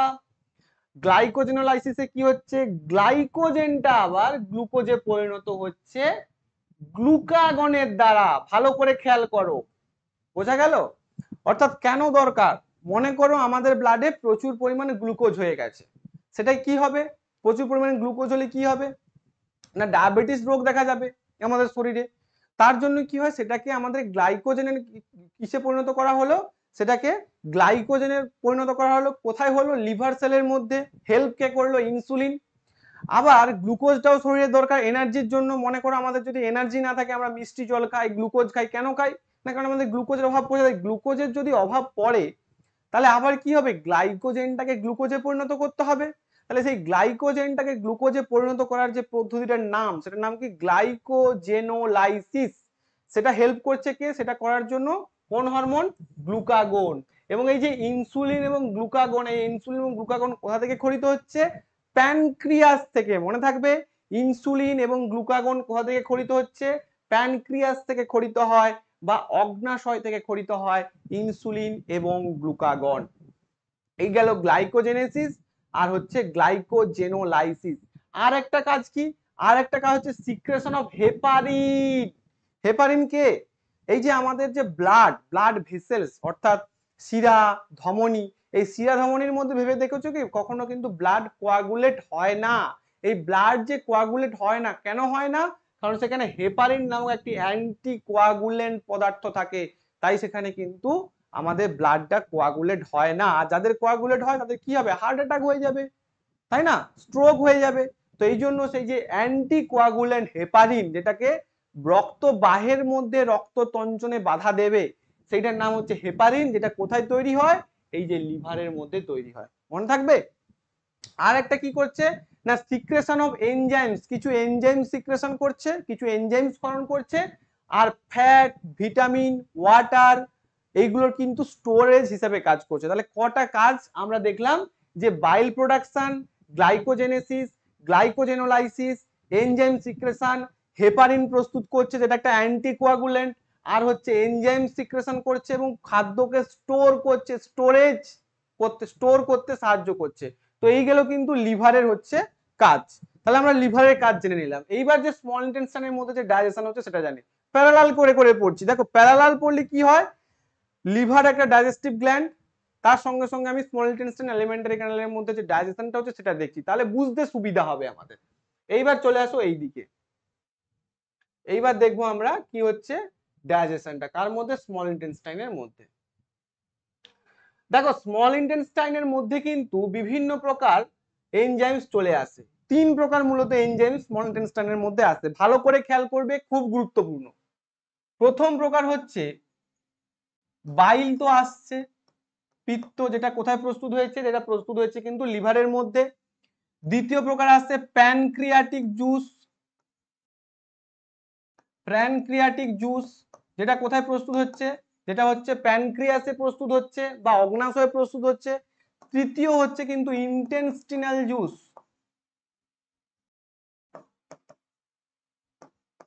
এই তিন প্রকার এনজাইমের দ্বারা কিন্তু কি হচ্ছে, স্মল ইন্টেস্টাইনে খাদ্যের ডাইজেশন হচ্ছে। কারণ কি, ম্যাক্সিমাম খাদ্যের ডাইজেশন কোথায় হয়, স্মল ইন্টেস্টাইনের মধ্যে হয়। খাদ্যের অ্যাবজর্পশন কোথায় হয়, বেশিরভাগ স্মল ইন্টেস্টাইনের মধ্যে। তাহলে স্মল ইন্টেস্টাইনে বেশি পরিমাণ জুস দরকার, তার জন্য বাইলও আসছে কোথায়, স্মল ইন্টেস্টাইনের মধ্যে। প্যানক্রিয়াটিক জুস আসছে কোথায়, স্মল ইন্টেস্টাইনের মধ্যে। আর ইন্টেস্টিনাল জুস অর্থাৎ নিজস্ব কিছু এর জুস রয়েছে স্মল ইন্টেস্টাইনের দেওয়ালের মধ্যে, সেটাও কিন্তু স্মল ইন্টেস্টাইনের মধ্যেই আসছে, বোঝা গেল। আর স্টমাকের মধ্যে শুধু কে আসছিল, গ্যাস্ট্রিক গ্ল্যান্ডস যেগুলো ছিল স্টমাকের মধ্যে নিজস্ব, তারা কিন্তু কি যেমন এইচসিএল, পেপসিনোজেন, রেনিন ইত্যাদি প্রভৃতি, তারা কিন্তু স্টমাকের মধ্যে ছিল বা পাকস্থলীর মধ্যে ছিল, বোঝা গেল। এটা পরীক্ষার প্রশ্ন আসে, কিন্তু এখান থেকে পরীক্ষার প্রশ্ন আসে যে কোনটা কে কোথায় কিন্তু মুক্ত হয়, তোমরা অনেকে সেটাকে গুলিয়ে ফেলো, তাই আজ থেকে আর গুলাবে না, আমি বলে দিলাম ভালো করে। এবার দেখো, আমরা জানছিলাম কি যে বাইল কি করে ফ্যাটটাকে স্মল ভাগে ভেঙে দেয়, এছাড়াও কে আছে, এছাড়াও দেখো ট্রিপসিন কোথা থেকে আসছে, এটা কে, এটা হচ্ছে প্যানক্রিয়াটিক জুস অর্থাৎ অগ্নাশয় থেকে আসছে। এটা কে কে, ট্রিপসিন হলো, লাইপেজ হলো, এই দুটো মূলত আমরা জেনে রাখি, একটা হচ্ছে ট্রিপসিন, একটা হচ্ছে লাইপেজ, আর একটা কে আছে, আর একটা হচ্ছে অ্যামাইলেজ। অ্যামাইলেজ, এই অ্যামাইলেজটা কি, এই অ্যামাইলেজটা হচ্ছে প্যানক্রিয়াটিক অ্যামাইলেজ। তাহলে একটা আমরা কি জেনেছিলাম, স্যালিভারি অ্যামাইলেজ, যেটা কি করেছিল, যেটা স্টার্চটাকে মাল্টোজে রূপান্তরিত করেছিল। এছাড়াও যদি কার্বোহাইড্রেটের পরিপাক হয়, সেটা কে করবে, সেটা হচ্ছে এইটা অর্থাৎ প্যানক্রিয়াটিক অ্যামাইলেজ। এই প্যানক্রিয়াটিক অ্যামাইলেজটা কোথা থেকে আসবে, প্যানক্রিয়াটিক অ্যামাইলেজ কিন্তু আসবে প্যানক্রিয়াস থেকে আসবে, অগ্নাশয় থেকে আসবে। এটা কি করবে, এটা কোথায় আসছে তাহলে, এটা হচ্ছে ইন্টেস্টাইনের মধ্যে অর্থাৎ স্মল ইন্টেস্টাইনের মধ্যে আসবে, এবং এটা কি করবে, কার্বোহাইড্রেটটাকে সুগারে ভেঙে দেবে, একদম সুগারে ভেঙে দেবে, ঠিক আছে, অর্থাৎ একদম ছোট ছোট অংশে ভাগ করে দেবে, সিম্পল সুগারে পরিণত করবে। তাহলে কে কে আসছে, অ্যামাইলেজ, ট্রিপসিন, লাইপেজ, এই তিনটেকে মূলত মনে রাখবো, অ্যামাইলেজ, ট্রিপসিন, লাইপেজ। ট্রিপসিন কি করছে, ট্রিপসিন করছে কিন্তু প্রোটিনের উপর কাজ করছে, আর লাইপেজ কাজ করছে ফ্যাটের উপর। তাহলে ট্রিপসিন কাজ করছে প্রোটিনের উপর, লাইপেজ কাজ করছে ফ্যাটের উপর, এবং অ্যামাইলেজ কাজ করছে কার্বোহাইড্রেটের উপর। এগুলো কি, এগুলো হচ্ছে প্যানক্রিয়াটিক জুস। ট্রিপসিন কি করছে, কাইমোট্রিপসিনোজেনকে কাইমোট্রিপসিনে রূপান্তরিত করছে, এবং এটা মূলত প্রোটিনের উপরও কাজ করছে। এবং ফ্যাটকে ভাঙছে কে, ফ্যাটকে ভাঙছে কিন্তু লাইপেজ, এটাও একটা প্যানক্রিয়াটিক জুস, মনোগ্লিসারিডেজে ভাঙছে বা ফ্যাটকে ফ্যাটি অ্যাসিডে রূপান্তরিত করতে পারে। এছাড়াও ইন্টেস্টিনাল যে জুসগুলো রয়েছে অর্থাৎ স্মল ইন্টেস্টাইনের যে নিজস্ব যে জুসটা, সেই যে স্মল ইন্টেস্টাইন, সেই যে ইন্টেস্টিনাল জুস কি করছে, ডাইপেপটাইডকে ডাইপেপটেজ অ্যামিনো অ্যাসিডে ভাঙছে, মাল্টোজকে মাল্টেজ গ্লুকোজ প্লাস গ্লুকোজে কিন্তু ভেঙে দিচ্ছে, বোঝা গেল। এই গেল কিন্তু প্যানক্রিয়াটিক জুস আর ইন্টেস্টিনাল জুসের যে ডাইজেশন গুলো, সেগুলো হচ্ছে কিন্তু এইগুলো, বোঝা গেল। আর বাইল কি করছে, বাইলও কিন্তু ফ্যাটের উপরেই কাজ করছে। এবার কি হবে, এবার দেখো মূলত যেটা ভেঙে যেটা পরিণত হচ্ছে, সেটাই আমাদের এখানে জানার, যে আলটিমেট ভেঙে কি তৈরি হলো সেটা এখানে আমরা জানবো। এটা ডব্লিউবিসিএস মেনে বারংবার এই প্রশ্নটা এসছে, WBCS main important, RRB important, এগুলো থেকে কিন্তু এখান থেকে প্রশ্ন এসেছে। কি কি না, প্রোটিনটা আলটিমেট ভেঙে কিসে আসবে, অ্যামিনো অ্যাসিডে আসবে। তাহলে প্রোটিনটা আলটিমেট ভেঙে কি প্রস্তুত হবে, অ্যামিনো অ্যাসিড। কার্বোহাইড্রেট ভেঙে কি প্রস্তুত হচ্ছে, আলটিমেট যেটা ভেঙে তৈরি হবে সেটা হচ্ছে মনোস্যাকারাইড। তাহলে তুমি যাই খাও না কেন, সেটা কি হবে, যদি কার্বোহাইড্রেট থাকে সেটা কিসে পরিণত, মনোস্যাকারাইড বা সিম্পল সুগারে পরিণত হবে। আর ফ্যাটটা কি হবে, ভেঙে ফ্যাটি অ্যাসিডে। এই তিনটে খুব গুরুত্বপূর্ণ, একটা হচ্ছে প্রোটিন ভেঙে অ্যামিনো অ্যাসিড, কার্বোহাইড্রেট ভেঙে মনোস্যাকারাইডস, আর ফ্যাট ভেঙে কি হচ্ছে, ফ্যাট ভেঙে কিন্তু ফ্যাটি অ্যাসিড হচ্ছে। তাহলে এই গেল কিন্তু, এটা কি গেল, এই গেল কিন্তু আমাদের পুরো ডাইজেশন। তাহলে একটা কোথায় কোথায় হলো, একটা হলো মাউথ বা মুখের মধ্যে, একটা হলো স্টমাক পাকস্থলীর মধ্যে, আর লাস্ট যেখানে পুরোটা হলো সেটা হচ্ছে কোথায়, সেটা হচ্ছে স্মল ইন্টেস্টাইনের মধ্যে। মনে থাকবে কোথায় কোথায় কি হলো সেটা তোমরা দেখতে পাচ্ছ। তাহলে স্মল ইন্টেস্টাইনের মধ্যে কি হলো, স্মল ইন্টেস্টাইনে হচ্ছে কার্বোহাইড্রেটও হচ্ছে, প্রোটিনও হচ্ছে, ফ্যাটও হচ্ছে, সবটাই কিন্তু স্মল ইন্টেস্টাইনের মধ্যে হচ্ছে। স্টমাকের মধ্যে মূলত কি হচ্ছে, মূলত প্রোটিন থেকে শুরু হচ্ছে, প্রোটিন বা কার্বোহাইড্রেট বলতে পারো। ফ্যাটটা কিন্তু তুমি স্টমাকে বলতে পারবে না, সিম্পল ফ্যাট হয়, কিন্তু পুরোপুরি ফ্যাট যদি বলো তাহলে কিন্তু মোস্ট অ্যাপ্রোপ্রিয়েট যে অ্যান্সারটা হবে সেটা কিন্তু স্মল ইন্টেস্টাইন। এবং মুখের মধ্যে স্যালিভারি অ্যামাইলেজের দ্বারা কি হচ্ছে, কার্বোহাইড্রেটটা কিন্তু ডাইজেশন হচ্ছে, অর্থাৎ কার্বোহাইড্রেটকে স্টার্চটাকে মাল্টোজে পরিণত করছে। এই কনভার্সনটাও পরীক্ষায় দেয়, স্টার্চটা মাল্টোজে কে পরিণত করে। আর একটা ডাইজেস্টিভ গ্ল্যান্ড যেটা আমরা একটু দেখবো, সেটা হচ্ছে কি, সেটা হচ্ছে প্যানক্রিয়াস বা অগ্নাশয়। এই অগ্নাশয়কে তোমরা দেখো যে এইটা হচ্ছে প্যানক্রিয়াস বা অগ্নাশয়, এই যে অংশটা, তোমরা দেখতে পাচ্ছ এটা হচ্ছে প্যানক্রিয়াস বা অগ্নাশয়, যেটা কিন্তু মিক্সড গ্ল্যান্ড। মিক্সড গ্ল্যান্ড কেন? মিক্সড গ্ল্যান্ড কেন স্যার? না মিক্সড গ্ল্যান্ড এই কারণে, এটা বোধ এক্সোক্রিন বা বহিঃক্ষরা এবং এন্ডোক্রিন বা অন্তঃক্ষরা হিসেবে কাজ করে। অন্তঃক্ষরা গ্রন্থি কারা আমরা কি জানি না, যে হরমোন খরিত করে যে গ্রন্থিগুলো সেগুলোকে আমরা অন্তঃক্ষরা গ্রন্থিতে করে থাকি। সেগুলো হচ্ছে এন্ডোক্রিন গ্ল্যান্ড বা অন্তঃক্ষরা গ্রন্থি। যেমন কি, যেমন এখানে কি থাকে, আইলেটস অফ ল্যাঙ্গারহ্যান্স। তো এই যে আইসলেট অফ ল্যাঙ্গারহ্যান্স গ্রন্থি, তার কি থাকে, আলফা সেল থাকে, বিটা সেল থাকে। এরা কি করে, এরা হচ্ছে ইনসুলিন। এই ইনসুলিনটা কোথায় কাজে লেগেছিল? গ্লাইকোজেনেসিস। আর গ্লুকাগনটা গ্লাইকোজেনোলাইসিস। এই যে লিভারের গ্লাইকোজেনোলাইসিস এবং গ্লাইকোজেনেসিসে কিন্তু যে ইনসুলিন এবং গ্লুকাগন লেগেছিল, সেটা কোথা থেকে খরিত হয়? প্যানক্রিয়াস থেকে খরিত হয়। প্যানক্রিয়াস বা অগ্নাশয় থেকে কিন্তু এই দুটো হরমোন খরিত হয়। অর্থাৎ এটা কিন্তু এন্ডোক্রিন যে পার্ট, এই এন্ডোক্রিন পার্টের আইসলেট অফ ল্যাঙ্গারহ্যান্স গ্রন্থি থেকে ইনসুলিন এবং গ্লুকাগন খরিত হয়। এছাড়াও যে এক্সোক্রিন গ্ল্যান্ড, এই যে প্যানক্রিয়াটিক জুস গুলো যেগুলো বলছিলাম, সেটা স্মল ইন্টেস্টাইনে যাচ্ছিল, সেইগুলো কোথা থেকে খরিত হয়? সেইগুলো খরিত হয় কিন্তু এই যে এক্সোক্রিন থেকে। অর্থাৎ হরমোন, এনজাইম, এগুলো কোথা থেকে খরিত হয়? মিক্সড গ্ল্যান্ড অর্থাৎ প্যানক্রিয়াসের এক্সোক্রিন পার্টটা থেকে কিন্তু এগুলো খরিত হয়।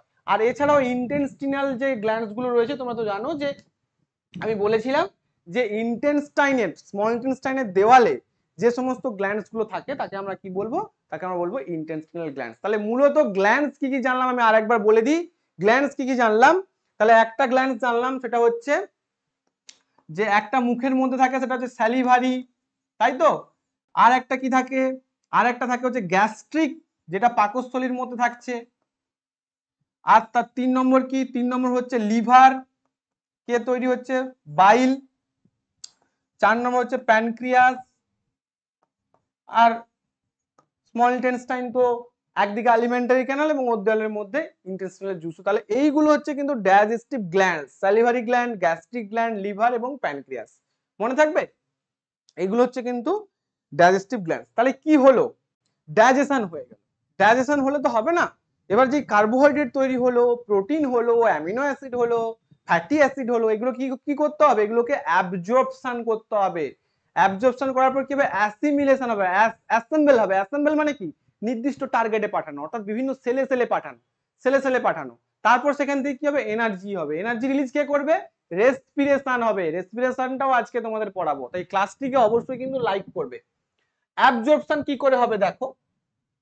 অ্যাবজর্পশনের কোথায় হয় আমি বলেছিলাম, মূলত কিন্তু সব জায়গাতেই একটু একটু করে অ্যাবজর্পশন হচ্ছে। আমরা জানতাম যে শুধুমাত্র স্মল ইন্টেস্টাইনে অ্যাবজর্পশন হয়, কিন্তু না, মুখের মধ্যেও অ্যাবজর্পশন হয়। সেটা কি না, কিছু পরিমাণ ড্রাগস আছে। ড্রাগস কি? কেমিস্ট্রিতে পড়েছো তোমরা ড্রাগস কি। সে কিছু পরিমাণ ড্রাগস কিন্তু মুখের মধ্যেও অ্যাবজর্পশন হয়। জিভের তলায়, মূলত জিভের তলায় কিন্তু আমাদের অ্যাবজর্পশন হয়। তারপর কি? স্টমাক। স্টমাকের মধ্যে কি হয়? ওয়াটার, সুগার এবং ড্রাগস। তাহলে সুগার অ্যাবজর্পশন কোথায় স্টার্ট হয়? সুগার অ্যাবজর্পশন স্টার্ট হয় কিন্তু স্টমাকের মধ্যে। এইবার আসছে স্মল ইন্টেস্টাইন। স্মল ইন্টেস্টাইনের মধ্যে কে ছিল? আমি কি বলেছিলাম? ভিলি ছিল। এই ভিলিতে দেখো, এই যে ভিলির দেওয়ালগুলো আমি বলেছিলাম কি রকম হয় ভিলির দেওয়াল। ভিলির দেওয়াল ঠিক এই রকমের হয়। এর সঙ্গে যুক্ত থাকে কি? এর সঙ্গে যুক্ত থাকে ছোট ছোট ক্যাপিলারি গুলো। এর সঙ্গে কি যুক্ত থাকে? ছোট ছোট ক্যাপিলারি গুলো যুক্ত থাকে এইভাবে, অর্থাৎ ব্লাড ভেসেলস, ক্যাপিলারি। এই ব্লাড ভেসেলস কি হয় না, যখন এইখান থেকে আমরা দেখতে পাই যে খাদ্যের ছোট ছোট অংশগুলো আসে, সেগুলো কি হয় না, সেগুলো ব্লাড ভেসেলস এর মধ্যে চলে যায় এবং ব্লাড ভেসেলস এর দ্বারা বা ব্লাডের মাধ্যমে নির্দিষ্ট নির্দিষ্ট কি হয় না, কোষে পৌঁছে যায়। তাহলে বোঝা গেল এইভাবে কিন্তু কি হয়, এইভাবে অ্যাবজর্পশন হয়। কি কি অ্যাবজর্পশন হয়? কি কি অ্যাবজর্পশন হয় এখানে দেখো, কি কি অ্যাবজর্পশন হয়। একটা হচ্ছে নিউট্রিয়েন্টস। নিউট্রিয়েন্টস অর্থাৎ বিভিন্ন প্রকার যে নিউট্রিয়েন্টস আছে সেগুলো অ্যাবজর্পশন হচ্ছে। ভিটামিন এবং সমস্ত ধরনের যে অ্যাবজর্পশন গুলো হচ্ছে সেগুলো কিন্তু স্মল ইন্টেস্টাইনের মধ্যে হচ্ছে। কিভাবে হচ্ছে বোঝা গেল, যে ক্যাপিলারি থাকছে ভিল্লিতে বা মাইক্রোভিল্লিতে, এবং সেখান থেকে কিন্তু ছোট ছোট ছোট ছোট যে টুকরোগুলো, অ্যামিনো অ্যাসিড, ফ্যাটি অ্যাসিড ইত্যাদি যে টুকরোগুলো, সেগুলো কিন্তু চলে যাচ্ছে এই সমস্ত ক্যাপিলারির মাধ্যমে বা ব্লাড ভেসেলস এর মাধ্যমে। সেগুলো ব্লাডে মিশছে এবং ব্লাডটা বিভিন্ন কোষে কোষে পৌঁছে দিচ্ছে তোমার সেই খাদ্যগুলো অ্যাসেম্বল করছে বা অ্যাসিমিলেশন হচ্ছে। এবার হচ্ছে লার্জ ইন্টেস্টাইন। লার্জ ইন্টেস্টাইনে কি হয়? মূলত হয় ওয়াটার এবং মিনারেলস এবং কিছু পরিমাণ ড্রাগস। তাহলে জলের পুনঃশোষণটা কোথায় হচ্ছে?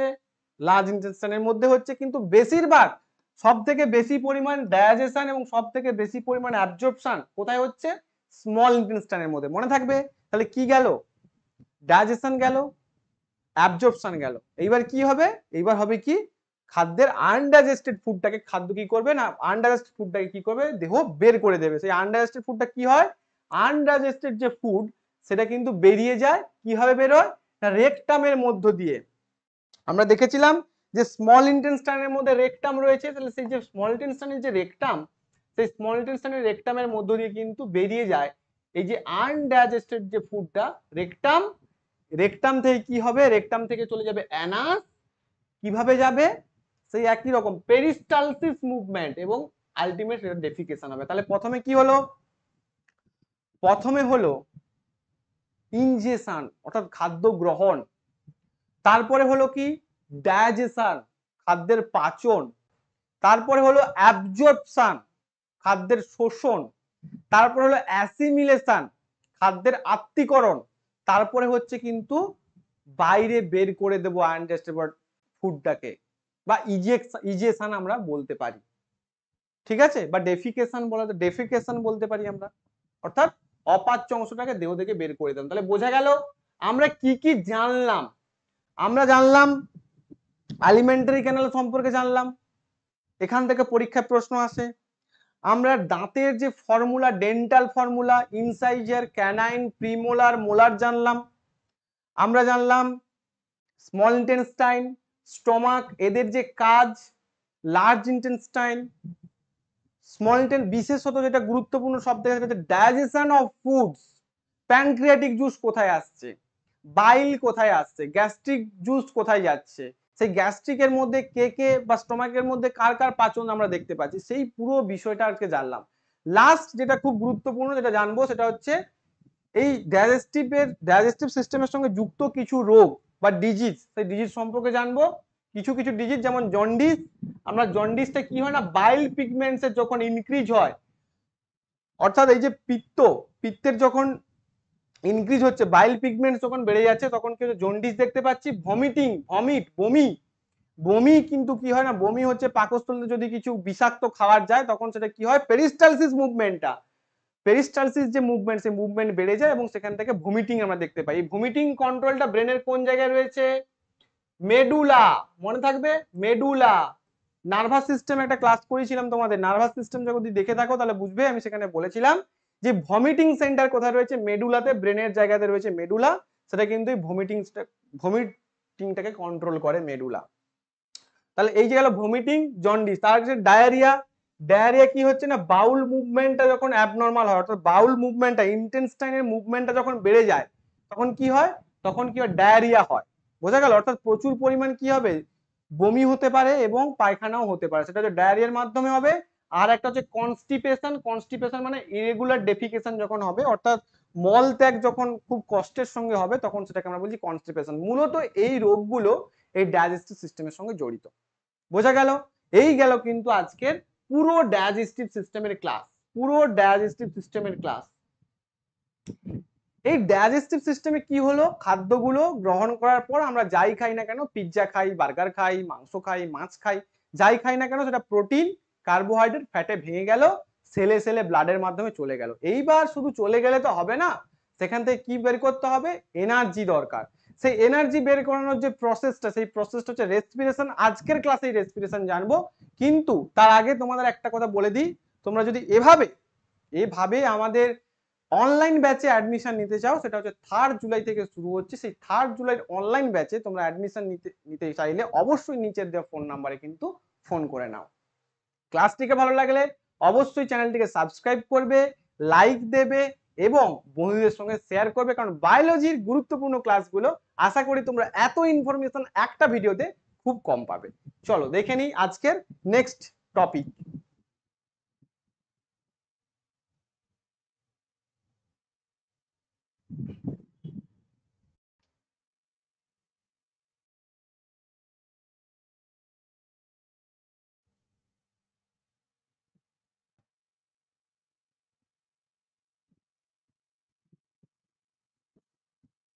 তাহলে আমরা এতক্ষণ পড়ছিলাম হিউম্যান ডাইজেস্টিভ সিস্টেম।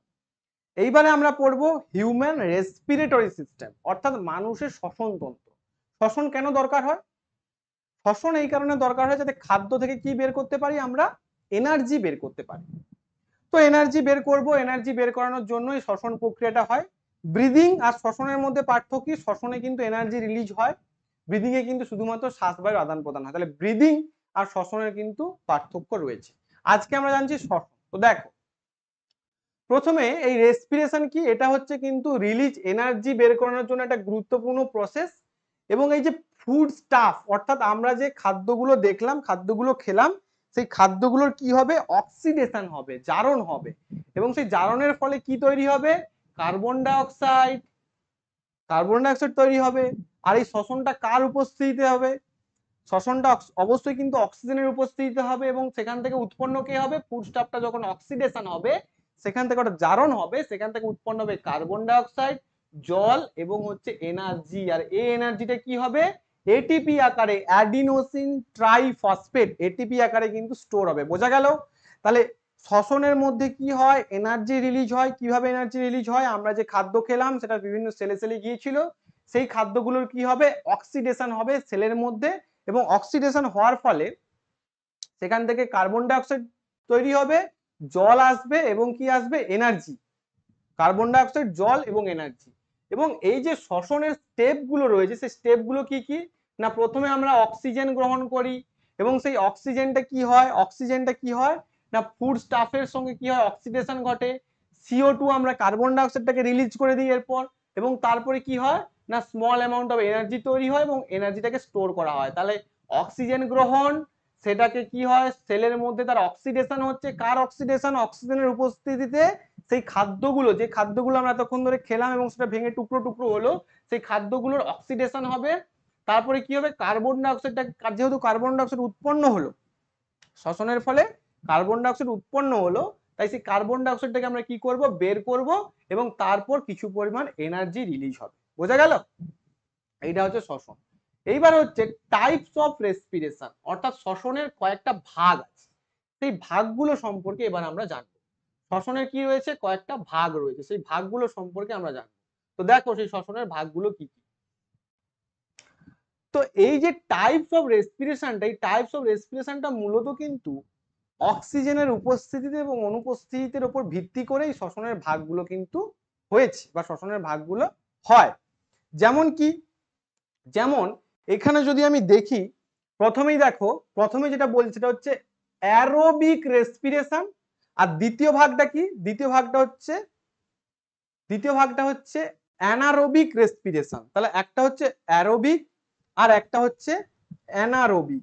তাহলে একটা হচ্ছে অ্যারোবিক রেসপিরেশন আর একটা হচ্ছে অ্যানারোবিক রেসপিরেশন। এই অ্যারোবিক রেসপিরেশনটা কি? না, অ্যারোবিক রেসপিরেশনটার ক্ষেত্রে যেটা অক্সিজেনের উপস্থিতিতে হবে সেটা হচ্ছে অ্যারোবিক রেসপিরেশন। তাহলে ইনটেক O2 এবং রিলিজ CO2। আর এই অ্যানাবরিক যে রেসপিরেশনটা, এটা কিন্তু অক্সিজেনের অনুপস্থিতিতে হবে। এবং এই অ্যানাবরিক রেসপিরেশনটাকে অলসো আমরা কি বলি? ফার্মেন্টেশন বা সন্ধানও বলে থাকি। তাহলে প্রথম আমরা কার সম্পর্কে জানবো? অ্যারোবিক রেসপিরেশনের সম্পর্কে জানবো, যেটা অক্সিজেনের উপস্থিতিতে যেটা ঘটে থাকে। তো এই যে অ্যারোবিক রেসপিরেশনটা রয়েছে, এই অ্যারোবিক রেসপিরেশনকেও আমরা দুটো ভাগে ভাগ করে থাকি। কি কি দুটো ভাগ? সেই দুটো ভাগ হলো, একটা হচ্ছে ডাইরেক্ট রেসপিরেশন, একটা হচ্ছে ইনডাইরেক্ট রেসপিরেশন। ডাইরেক্ট রেসপিরেশনটা কি?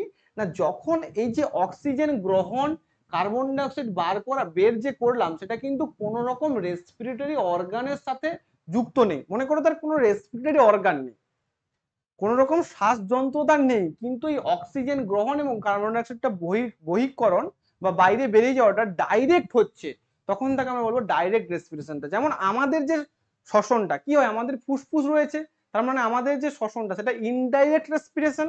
বোঝা গেল? তাহলে আমাদের শ্বসনটা বা যে সমস্ত প্রাণীদের শ্বাসযন্ত্র রয়েছে সেটা হচ্ছে কিন্তু ইনডাইরেক্ট রেসপিরেশন। তাহলে যাদের শ্বাসযন্ত্র নেই তাদের হচ্ছে কিন্তু ডাইরেক্ট রেসপিরেশন। তাই কাদের নেই? আমরা যদি এক্সাম্পলস দেখি তাহলে দেখবো protista, plant, sponge, flatworms, arthropods, most of the arthropods অর্থাৎ সন্ধিপদ প্রাণীদের কিন্তু যে রেসপিরেশনটা আমরা দেখতে পাই, সন্ধিপদ প্রাণীদের যে আমরা রেসপিরেশন দেখতে পাই, সেটা কিন্তু এক নম্বর তো অ্যারোবিক রেসপিরেশন, কিন্তু দু নম্বর অ্যারোবিকের ডাইরেক্ট রেসপিরেশন। অর্থাৎ এদের কিন্তু কোনো রকম কোনো রেসপিরেটরি অর্গান নেই। বোঝা গেল? তাহলে এই হচ্ছে কিন্তু ডাইরেক্ট রেসপিরেশন। এইবার আমরা আসবো ইনডাইরেক্ট রেসপিরেশন। ইনডাইরেক্ট রেসপিরেশনের ক্ষেত্রে কি দরকার না স্পেশাল অর্গানস দরকার, অর্থাৎ একটা নির্দিষ্ট শ্বাস যন্ত্র দরকার, যে যন্ত্রের দ্বারা কি হবে, যে যন্ত্রের দ্বারা এই যে শ্বসনটা কিন্তু সংগঠিত হবে, সেই যে যন্ত্রটা, সেই যন্ত্রটা কিন্তু দরকার, তখনই কি হবে ইনডাইরেক্ট রেসপিরেশনটা ঘটবে। সেই যন্ত্রগুলো কি হতে পারে, স্কিন হতে পারে, কারোর ক্ষেত্রে সেল হতে পারে, কারোর ক্ষেত্রে ফুলকা বা গিলস হতে পারে, কারোর ক্ষেত্রে লাংস হতে পারে। লাংস, গিল, সেল, স্কিন, এগুলো কি দরকার, এগুলো থাকে একটা, এগুলো হচ্ছে বিভিন্ন শ্বাসযন্ত্র হিসেবে কাজ করছে, এবং এগুলো যাদের থাকছে তাদের যে শ্বসনটা হচ্ছে সেই শ্বসনটাকে আমরা বলছি ইনডাইরেক্ট রেসপিরেশন। যেমন কার হচ্ছে অ্যাম্ফিবিয়ান্স, রেপটাইলস, ম্যামেলস, এদের প্রত্যেকের ক্ষেত্রে কিন্তু ইনডাইরেক্ট শ্বসন আমরা দেখতে পাচ্ছি। বোঝা গেল? মানে আমাদের যে শ্বসনটা হচ্ছে সেটা কিন্তু কি শ্বসন, সেটা হচ্ছে ইনডাইরেক্ট শ্বসন। মনে থাকবে, পরীক্ষায় প্রশ্ন আসে এখান থেকে। তাহলে এই গেল ব্যাপার। এইবার আমরা কি জানবো, এইবার আমরা জানবো বিভিন্ন প্রকার যে রেসপিরেটরি অর্গানস গুলো রয়েছে বিভিন্ন প্রাণীদের, সেই রেসপিরেটরি অর্গানস গুলো সম্পর্কে একটু জানবো। এটা পরীক্ষায় প্রশ্ন আসে। বিভিন্ন প্রকার যে রেসপিরেটরি অর্গানস গুলো রয়েছে সেই রেসপিরেটরি অর্গানস গুলো সম্পর্কে আমরা জানবো। তো দেখো সেই রেসপিরেটরি অর্গানস গুলো কি কি তোমরা দেখতে পাচ্ছ? হ্যাঁ, দেখতে পাচ্ছ। তো এইগুলো একটু তোমরা দেখে নেবে, এইগুলো পরীক্ষায় প্রচুর প্রশ্ন আসে যে রেসপিরেটরি অর্গান। তো প্রথমে হচ্ছে বডি সারফেস। এই বডি সারফেস দিয়ে, এটা হচ্ছে মোড অফ রেসপিরেশন, অর্থাৎ বডি সারফেসটা কি করছে না রেসপিরেটরি অর্গান হিসেবে কাজ করছে। কার না স্পঞ্জ এবং কোলিনট্রেট। এই স্পঞ্জ এবং কোলিনট্রেট যে প্রাণী, এই প্রাণীর বডি সারফেস বা দেহত্বক, বডি সারফেস বা দেহত্বক শ্বাসযন্ত্র হিসেবে কাজ করছে। আর কে, আর হচ্ছে গিলস। এই গিলস কার হিসেবে কাজ করছে, গিলস কিন্তু ফিশেস অর্থাৎ ফুলকা, ফুলকা কার করছে না মাছেদের সাহায্য করছে, শ্বাসযন্ত্র হিসেবে কাজ করছে মাছেদের। আর কে রয়েছে বুক গিলস, বুক গিলস কার লিমুলাস, লিমুলাস বা কিং ক্র্যাব, যেটাকে আমরা কি বলে থাকি রাজকাংড়া, রাজকাঁকড়া, তাদের ক্ষেত্রে আমরা কি দেখি, তাদের ক্ষেত্রে আমরা দেখতে পারি বুক গিলস দিয়ে করছে।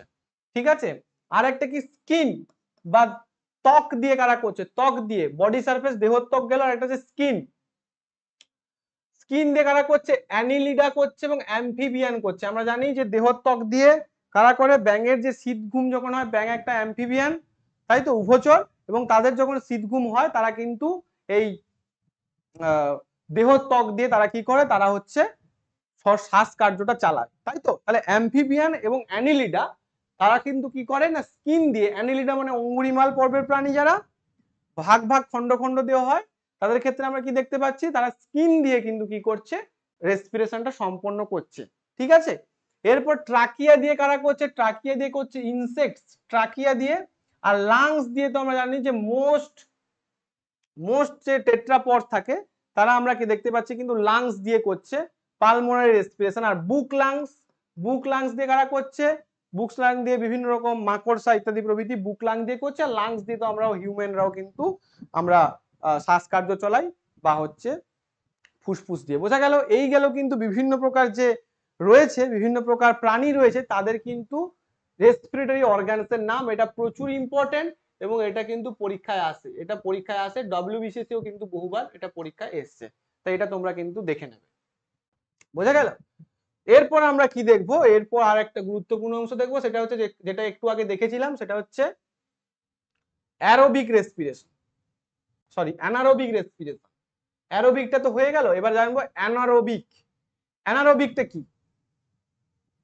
অ্যানারোবিকটা জানি যে যেহেতু এটা অক্সিজেনের অনুপস্থিতিতে হচ্ছে, তাই তো, অক্সিজেনের অনুপস্থিতি হচ্ছে, তাই এটা কি বলবো আমরা অ্যানারোবিক বলবো। এই যে অ্যানারোবিক রেসপিরেশন, এই অ্যানারোবিক রেসপিরেশনটাকে আমরা বিভিন্ন ক্ষেত্রে কি বলতে থাকি ফার্মেন্টেশন বলতে থাকি। মনে করো ফার্মেন্টেশনটা কি, এই যে দুধ থেকে দই হচ্ছে, ঠিক আছে, দুধ থেকে দই হচ্ছে, এটা একটা কি, এটা একটা কিন্তু অ্যানারোবিক রেসপিরেশনের মাধ্যমে কিন্তু হচ্ছে। মনে থাকবে এটা একটা কিন্তু অ্যানারোবিক রেসপিরেশনের মাধ্যমে হচ্ছে। যেমন যেমন এখানে দেখো যে গ্লুকোজ, এই গ্লুকোজের কি হচ্ছে অক্সিডাইজিং হয়ে ইথানল অ্যালকোহল তৈরি হচ্ছে, অ্যালকোহল তৈরি হচ্ছে। এবং এই যে অ্যালকোহল তৈরি হচ্ছে, এই অ্যালকোহলের তৈরিতে কোন ধরনের এনজাইম এখানে কাজে লাগছে, এখানে কিন্তু এনজাইম দরকার। সেই এনজাইমটা কে, এনজাইমটা হচ্ছে ইস্ট। তাহলে ইস্টের উপস্থিতিতে গ্লুকোজটা কিন্তু অক্সিডাইজিং হয়ে অ্যালকোহলে পরিণত হচ্ছে। হয়ে গেল, গ্লুকোজটা কিন্তু অক্সিডাইজিং হয়ে অ্যালকোহলে পরিণত হচ্ছে। এবং এই ছকটা তোমরা একটু খেয়াল করো, এই ছকটা একটু খেয়াল করো, এই ছকটা খুব গুরুত্বপূর্ণ ছক, পরীক্ষার প্রশ্ন আছে এখান থেকে। সেটা হচ্ছে যদি তোমরা এই ছকটা দেখো তাহলে কি দেখবে, তাহলে দেখবে এই যে গ্লুকোজ, গ্লুকোজ এই গ্লুকোজটাকে তিনটে ভাগে আমরা দেখিয়েছি, তিনটে ভাগে এর কি হচ্ছে, তিনটে ভাগে রেসপিরেশনটা হচ্ছে, গ্লুকোজের তিনটে ভাগে রেসপিরেশনটা হচ্ছে, তার মধ্যে কোনোটা অ্যানারোবিক, কোনোটা হচ্ছে অ্যারোবিক। আমরা অ্যারোবিক আর অ্যানারোবিক জেনেছি। দেখো এই যে গ্লুকোজটা কি হচ্ছে, গ্লুকোজ ইন সাইটোপ্লাজম সেটা কি হলো, পাইরুভেট হলো, এবং অ্যাবসেন্স অফ অক্সিজেন, প্রথমে কি দেখছি অ্যাবসেন্স অফ অক্সিজেন, তাহলে অ্যাবসেন্স অফ অক্সিজেন মানে কি, অ্যানারোবিক না অ্যারোবিক, অ্যানারোবিক। এই অ্যানারোবিকটা কার উপস্থিতির মাধ্যমে হচ্ছে, ইস্টের মাধ্যমে হচ্ছে, এবং ইস্টের মাধ্যমে হওয়ার ফলে সেটা কি হচ্ছে না, সেটা কিন্তু ইথানল প্লাস কার্বন ডাইঅক্সাইড, যেটা আমি তোমাকে এক্ষুনি বললাম অ্যালকোহল ইথানল, সেটা কি হচ্ছে না ইথানল, কার্বন ডাইঅক্সাইড এবং এনার্জি। তাহলে এটা কিন্তু অ্যাবসেন্স অফ অক্সিজেন এর মাধ্যমে হচ্ছে, অর্থাৎ অক্সিজেন কিন্তু উপস্থিত নেই, তবুও ইস্টের উপস্থিতি কিন্তু ইথানল এবং কার্বন ডাইঅক্সাইড এবং এনার্জি তৈরি হচ্ছে কোথা থেকে, গ্লুকোজ থেকে। এটা গেল 1 নম্বর। 2 নম্বর আমি নিচেরটা চলে আসছে, একদম লাস্টেরটা চলে আসছে, দেখো প্রেজেন্স অফ অক্সিজেন, অক্সিজেনের উপস্থিতিতে কি হচ্ছে, প্রেজেন্স অফ অক্সিজেন কোথায় হচ্ছে, মাইটোকন্ড্রিয়াতে, খুব গুরুত্বপূর্ণ।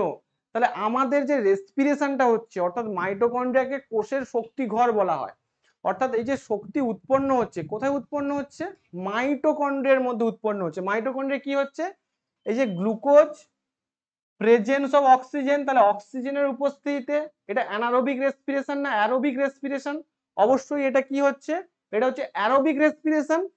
কোথায় হচ্ছে, মাইটোকন্ড্রিয়া কি উৎপন্ন হবে, সেটা আমাদের হয় কার্বন ডাইঅক্সাইড, ওয়াটার এবং হচ্ছে এনার্জি, মনে থাকবে। এবং আমাদেরও মধ্যে, আমাদের দেহের মধ্যে অ্যানারোবিক রেসপিরেশনও হয়। অ্যানারোবিক রেসপিরেশনটা কোথায় হয় দেখো একটু ভালো করে, আমরা বিভিন্ন প্রকার কাজ করি, কাজের মধ্যে কি হয়, আমাদের মাসেলসের মধ্যে অক্সিজেন যায় এবং তার ফলে আমরা কাজ করি, কিন্তু আমরা যদি নিঃশ্বাসের তুলনায় বা শ্বাস নেওয়ার তুলনায় আমরা যদি বেশি কাজ করি তাহলে কি হবে, তাহলে মাসেলসে অক্সিজেনের ঘাটতি হবে, অর্থাৎ অক্সিজেন মাসেলসে যাবে না। তার জন্য কি হবে, ল্যাক অফ অক্সিজেন মাসকিউলার সেলে কি হবে, ল্যাকটিক অ্যাসিড তৈরি হবে, যেটাকে আমরা কি বলবো, যেটাকে আমরা পেশির ক্লান্তি বা মাসেল ফ্যাটিক বলছি। তাহলে মাসেল ফ্যাটিক একটা শ্বসন, এটা কোন ধরনের শ্বসন, এটা একটা কিন্তু অ্যানারোবিক শ্বসন, যেটা হচ্ছে অক্সিজেনের অনুপস্থিতিতে হচ্ছে, অর্থাৎ আমাদের সহ্য শক্তির তুলনায় বা আমাদের যতটা পরিমাণ কাজ করা উচিত তার তুলনায় যদি আমরা বেশি পরিমাণ কাজ করি তাহলে মাসেলসে ল্যাকটিক অ্যাসিড সঞ্চিত হয়। এই ল্যাকটিক অ্যাসিডটা কোথা থেকে উৎপন্ন হয়, ল্যাকটিক অ্যাসিড উৎপন্ন হয় কিন্তু গ্লুকোজ থেকে, ল্যাক অফ অক্সিজেন মাসেল সেলে উৎপন্ন হয়, এবং সেটা যার ফলে কি হয় না, আমরা দেখতে পাই এখানে পেশির ক্লান্তি, পেশির ক্লান্তি দেখতে পাচ্ছি বা মাসেল ফ্যাটিক দেখতে পাচ্ছি, পেশির ক্লান্তি আমরা এখানে দেখতে পাই। মনে থাকবে এই তিনটে জায়গা তোমরা বুঝতে পারলে, একটা হচ্ছে অ্যাবসেন্স অফ অক্সিজেন, যেটাকে আমরা ফার্মেন্টেশন বা অ্যানারোবিক বলছি, অ্যানারোবিক রেসপিরেশন, তারপরটা অ্যানারোবিক, তারপরটা কিন্তু হচ্ছে অ্যারোবিক, যেটা হচ্ছে প্রেজেন্স অফ অক্সিজেন, অক্সিজেনের উপস্থিতিতে হচ্ছে, কোথায় হচ্ছে, মাইটোকন্ড্রিয়াতে। এবং মাইটোকন্ড্রিয়াকে এর জন্য কোষের কি বলা হয়, মাইটোকন্ড্রিয়াকে সেলে পড়েছো, কোষের শক্তি ঘর বলা হয়ে থাকে। হলো, এটা কিন্তু আমরা বুঝে নিলাম যে এই তিনটে ধাপ কিন্তু আমরা বুঝে নিলাম। এরপরে মানুষের রেসপিরেটরি অর্গান এবং মানুষের যে রেসপিরেশন সেটা সম্পর্কে জানবো, চলো সেটা সম্পর্কে দেখি। এই মেগা ক্লাসটা তোমাদের যদি ভালো লেগে থাকে তাহলে কিন্তু তোমরা অবশ্যই লাইক করবে, বন্ধুদের সঙ্গে শেয়ার করবে এবং কমেন্ট করে জানাবে তোমাদের ক্লাসটি কেমন লাগলো। আশা করছি তোমরা কিন্তু 500 লাইকস দেবে, যাতে পরবর্তীতে আমি ফিজিক্সের একটা ভালো মেগা ক্লাস নিয়ে আসতে পারি।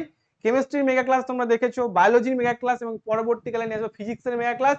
প্রিলির পরে তোমরা দেখবে যে এই ক্লাসগুলো থেকে কিন্তু প্রচুর প্রশ্ন তোমাদের প্রিলি পরীক্ষায় এসেছে, ঠিক আছে, তখন তোমরা দেখবে যে এই ক্লাসের কতটা গুরুত্ব।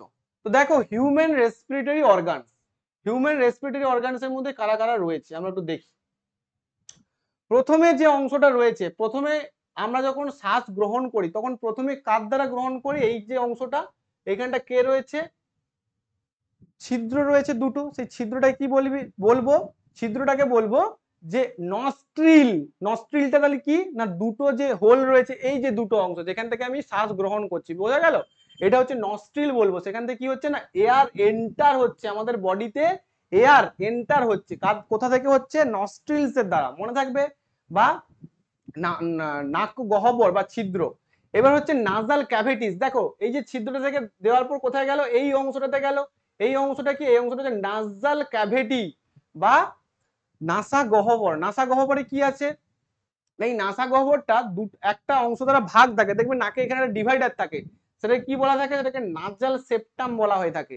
এবং এখানে কিন্তু কি থাকে, এখানে আমরা মিউকাস দেখতে পাই। মিউকাস যেটা সর্দি হয়, আমাদের ঠান্ডা যখন লাগে তখন কি হয়, মিউকাস নিঃসরণ হয়, সর্দি হয়, হাঁচি হয়, কোনো পোকামাকড় ঢুকলে দেখি তখন একটা সর্দি শুরু হয়ে গেছে, একটু খাওয়ারের যখন ঝাঁঝ লাগে তখনও সর্দি হয়। তো এটা কোথায় থাকে, এটা কিন্তু নাসা গহ্বরে থাকে। এবং ডাস্ট পার্টিকেলস, বিভিন্ন রকম ডাস্ট পার্টিকেল, আমরা যখন দেখি ডাস্ট পার্টিকেল যাচ্ছে তখন আমরা নাক বন্ধ হয়ে যায়, নিঃশ্বাস নিতে পারি না, কেন না ওই যে বিভিন্ন প্রকার যে দেখবে নাকের মধ্যে যে হেয়ার থাকে, ওই হেয়ার গুলোর কাজ কি, হেয়ার গুলোর কাজ হচ্ছে ডাস্ট পার্টিকেলস গুলোকে আটকে ফেলা ওই রোয়ার মধ্যে, এবং ফ্রেশ এয়ারটাকে কিন্তু ঢুকিয়ে দেওয়া। যখন দেখবে যে ফ্রেশ এয়ার যাচ্ছে না তখন কি হবে, নাকগুলো মাঝে মাঝে আটকে যায়। তাহলে বোঝা গেল ব্যাপারটা, যে এখানে ডাস্ট পার্টিকেল মাইক্রোবস কি হয়, ট্র্যাপ হয়ে যায়। সেটা কোথায় কোথায় ট্র্যাপ হয়, নাজাল ক্যাভিটিজ এর মধ্যে।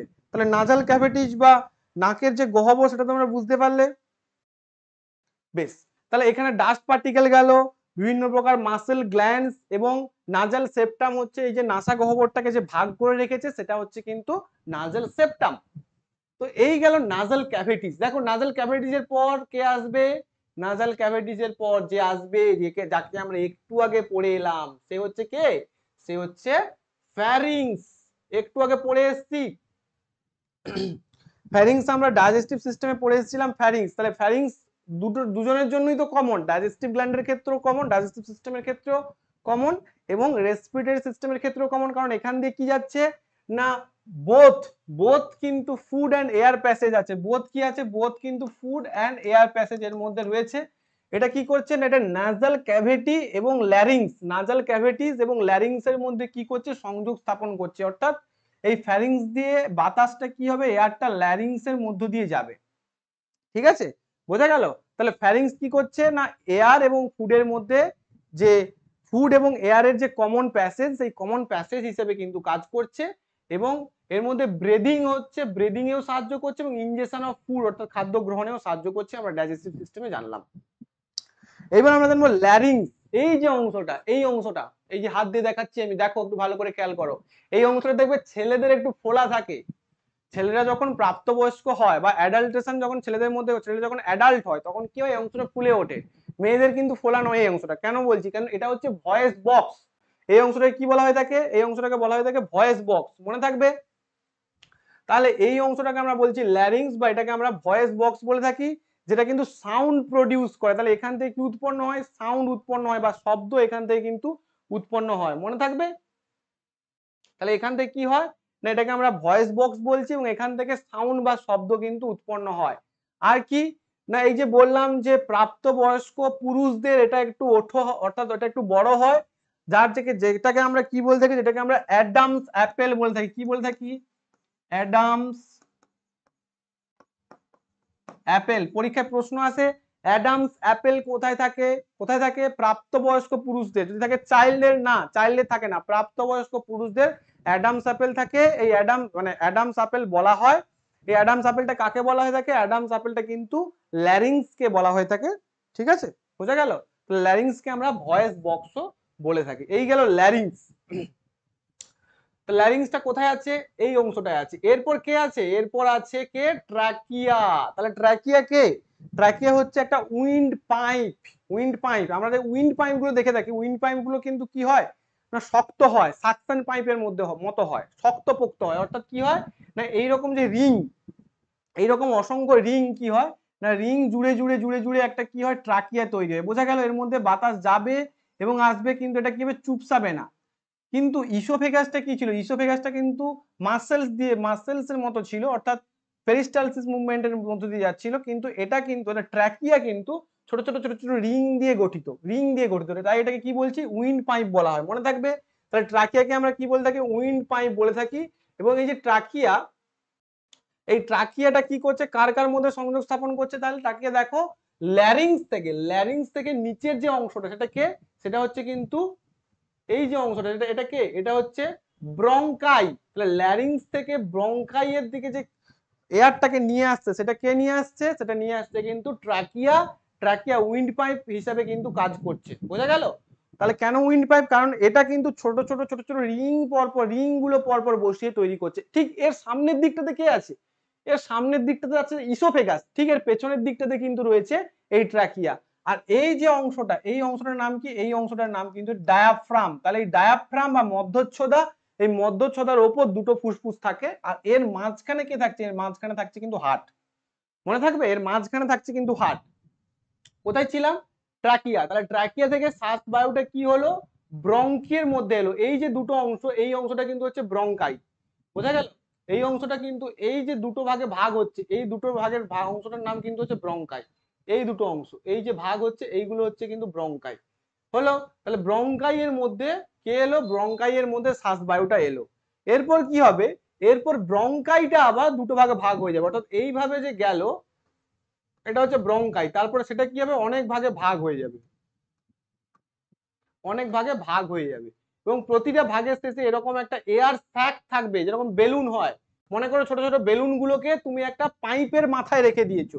কি হয়েছে, ছোট ছোট বেলুন গুলোকে একটা পাইপের মাথায় রেখে দিয়েছো। ঠিক তুমি যখন বাতাস দিচ্ছ তখন সেই বেলুনটা ফুলে উঠছে, আবার যখন বাতাসটা নিয়ে নিচ্ছ, মানে বাতাসটা যখন চলে যাচ্ছে বেলুন গুলো চুপসে যাচ্ছে। ঠিক সেরকম এখানে হচ্ছে এয়ার স্যাক থাকে, যেগুলোকে আমরা কি বলে থাকি, যেগুলোকে আমরা অ্যালভিওলাই বলে থাকি। তাহলে ফুসফুসে মধ্যে বা লাংসের মধ্যে যে এন্টারিংটা হচ্ছে, বা বায়ুটা যেটা এন্টার হচ্ছে, সেটা কার মাধ্যমে হচ্ছে, সেটা ব্রঙ্কাই এর মাধ্যমে হচ্ছে, যে ব্রঙ্কাই দিয়ে চলে গেল। এবং তারপরে কোথায় যাচ্ছে, ব্রঙ্কিওলস। এই যে ছোট ছোট অংশগুলো, এগুলো কারা, এগুলো হচ্ছে ব্রঙ্কিওলস। এবং ব্রঙ্কিওলস এর মাথায় আছে অ্যালভিওলাই, যেটা হচ্ছে ফুসফুসের ইউনিট অফ লাংস। তাহলে ইউনিট অফ লাংস বা ফুসফুসের একক কাকে বলা হয়, ফুসফুসের একক বলা হয় কিন্তু এই ব্রঙ্কাইকে। মনে থাকবে, ফুসফুসের একক কাকে বলা হয়, তাহলে ফুসফুসের একক বলা হয় কিন্তু অ্যালভিওলাইকে। এই অ্যালভিওলাই কি হয়, অ্যালভিওলাই হচ্ছে এয়ার স্যাক।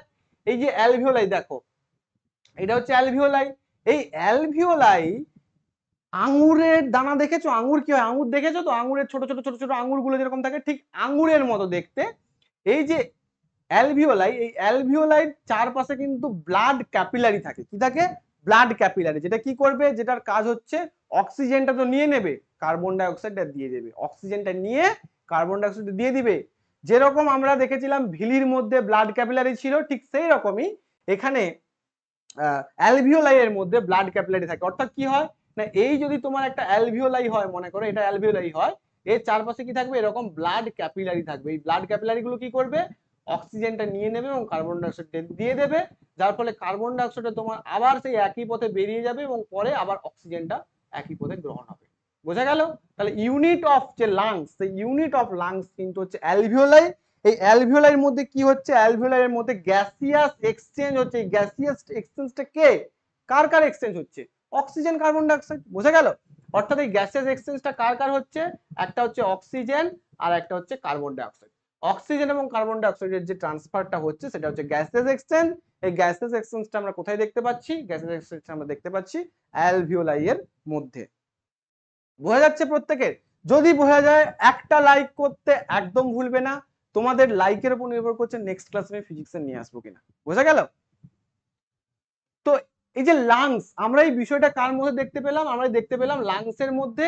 লাংসের যে মেমব্রেনটা, অর্থাৎ লাংস যেটা দিয়ে আবৃত থাকে, সেটাকে আমরা কি বলবো, সেটাকে বলবো প্লুরাল মেমব্রেন বা প্লুরা। প্লুরা দিয়ে লাংসটা কিন্তু আবৃত থাকে। আর লাংসের স্ট্রাকচার, লাংসের পুরো স্ট্রাকচার কিন্তু আমাদের এখানে জেনে খুব একটা লাভ নেই। লাংসের পুরো স্ট্রাকচার জেনে খুব একটা লাভ নেই। তাই মোটামুটি আমরা জেনে রাখবো যে লাংসের যে মেমব্রেনটা রয়েছে, সেই লাংসের মেমব্রেনের নাম কি, লাংসের মেমব্রেনটার নাম হচ্ছে প্লুরাল মেমব্রেন বা প্লুরা। মনে থাকবে।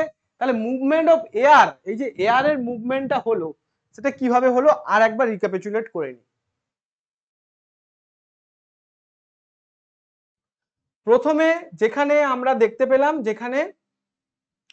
যেখান দিয়ে অক্সিজেন এন্টার হলো, সেটা কি বললাম, সেটা হচ্ছে নস্ট্রিল। নস্ট্রিলটাকে এই যে এই দুটো, এগুলো হচ্ছে নস্ট্রিল। সেখান থেকে কোথায় গেল, আমি যদি এখান থেকে আরেকবার বলে দিই, সেখান থেকে কোথায় গেল, নাজাল ক্যাভিটিসে গেল। নাজাল ক্যাভিটি, নাজাল ক্যাভিটি থেকে কোথায় গেল, ফ্যারিংস। ফ্যারিংসে কি হয়, ফ্যারিংস হচ্ছে ফুড এবং এয়ার, এই দুটোর একটাই কমন প্যাসেজ। তাহলে যদি পরীক্ষায় প্রশ্ন আসে যে ফুড এবং এয়ার এর কমন প্যাসেজ কে, ডব্লিউবিসিএস এর প্রশ্ন এসছে, খুলে দেখে নেবে ডব্লিউবিসিএস প্রশ্ন এসেছে ফুড এবং এয়ার এর কমন প্যাসেজ কে, অনেকে ল্যারিংস করে দিয়ে আসো, না ল্যারিংস হবে না, হবে কি ফ্যারিংস। ফ্যারিংস থেকে কোথায় আসবে, এয়ারটা O2 আসবে এবং CO2 যাবে একই পথে হচ্ছে, কোথায় আসছে, ল্যারিংস। ল্যারিংস থেকে কোথায় যাবে, ট্রাকিয়া। উইন্ড পাইপ বলা হয় ট্রাকিয়াকে, উইন্ড পাইপ। তাহলে পরীক্ষা যদি প্রশ্ন আসে যে উইন্ড পাইপ কাকে বলা হবে, তাহলে উত্তর কি হবে, ট্রাকিয়া, উত্তর হয়ে যাবে ট্রাকিয়া। প্রিলিতে, প্রিলি 2022 পরীক্ষায় কিন্তু প্রশ্ন আসতে পারে, আসার চান্স আছে বহু। এবং তারপর কি হবে, তারপর কোথায় যাবে, ব্রঙ্কি, ব্রঙ্কাই, অর্থাৎ এই যে অংশ যেখানে ডিভাইড হচ্ছে, এই ডিভাইড হওয়ার আগে পর্যন্ত ছিল ট্রাকিয়া, ঠিক যেখানে ডিভাইড হচ্ছে ওটা হচ্ছে ব্রঙ্কি, ব্রঙ্কাই। ব্রঙ্কাই থেকে ব্রঙ্কিওলস, অর্থাৎ এখান থেকে যে শাখাগুলো তৈরি হবে ব্রঙ্কাই থেকে, সেটা হচ্ছে ব্রঙ্কিওলস।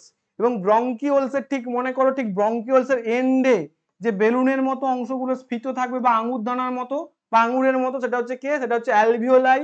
এই অ্যালভিওলাইতে কি হবে, অ্যালভিওলাইতে গ্যাসিয়াস এক্সচেঞ্জ হবে, গ্যাসিয়াস এক্সচেঞ্জ। এই গ্যাসিয়াস এক্সচেঞ্জটা কে মূলত, গ্যাসিয়াস এক্সচেঞ্জটা আমরা দেখবো যে গ্যাসিয়াস এক্সচেঞ্জটা আমরা দেখবো যে অক্সিজেন এবং কার্বন ডাই অক্সাইডের আদান প্রদান হয়। অক্সিজেন এবং কার্বন ডাই অক্সাইড কি হয়, অক্সিজেন এবং কার্বন ডাই অক্সাইড আদান প্রদান হয় কোথায়, অ্যালভিওলাইতে।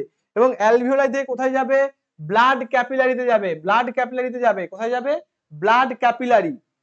এবং তারপর ব্লাড ক্যাপিলারির পর কোথায় চলে যাবে, ব্লাড ক্যাপিলারির পর চলে যাবে কিন্তু টিস্যুতে, অর্থাৎ যেখানে যেখানে কিন্তু আমার অক্সিজেন এবং কার্বন ডাই অক্সাইড দরকার।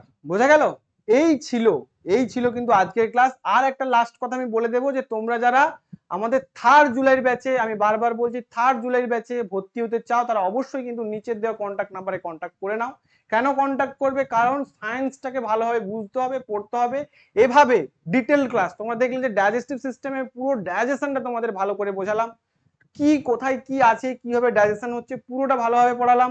এবং রেসপিরেশন, শ্বসন, সেটাও ভালোভাবে বোঝালাম। তাহলে এই দুটো ক্লাস তোমরা যদি ভালোভাবে বুঝতে পারো, তাহলে অবশ্যই কমেন্ট করে জানাও ক্লাসটিকে কেমন লাগলো, বন্ধুদের সঙ্গে শেয়ার করবে, লাইক করবে। এবং মনে রাখবে 500 লাইকস হলে তবেই কিন্তু আমি নেক্সট যে ফিজিক্সের মেগা ক্লাস, যেখানে ফিজিক্সের ফর্মুলা থাকবে, ফিজিক্সের বিভিন্ন রকম চ্যাপ্টার থাকবে, সেটাকে তোমাদের সামনে নিয়ে আসবো। সবাই খুব ভালো থাকবে। After all, thanks for watching.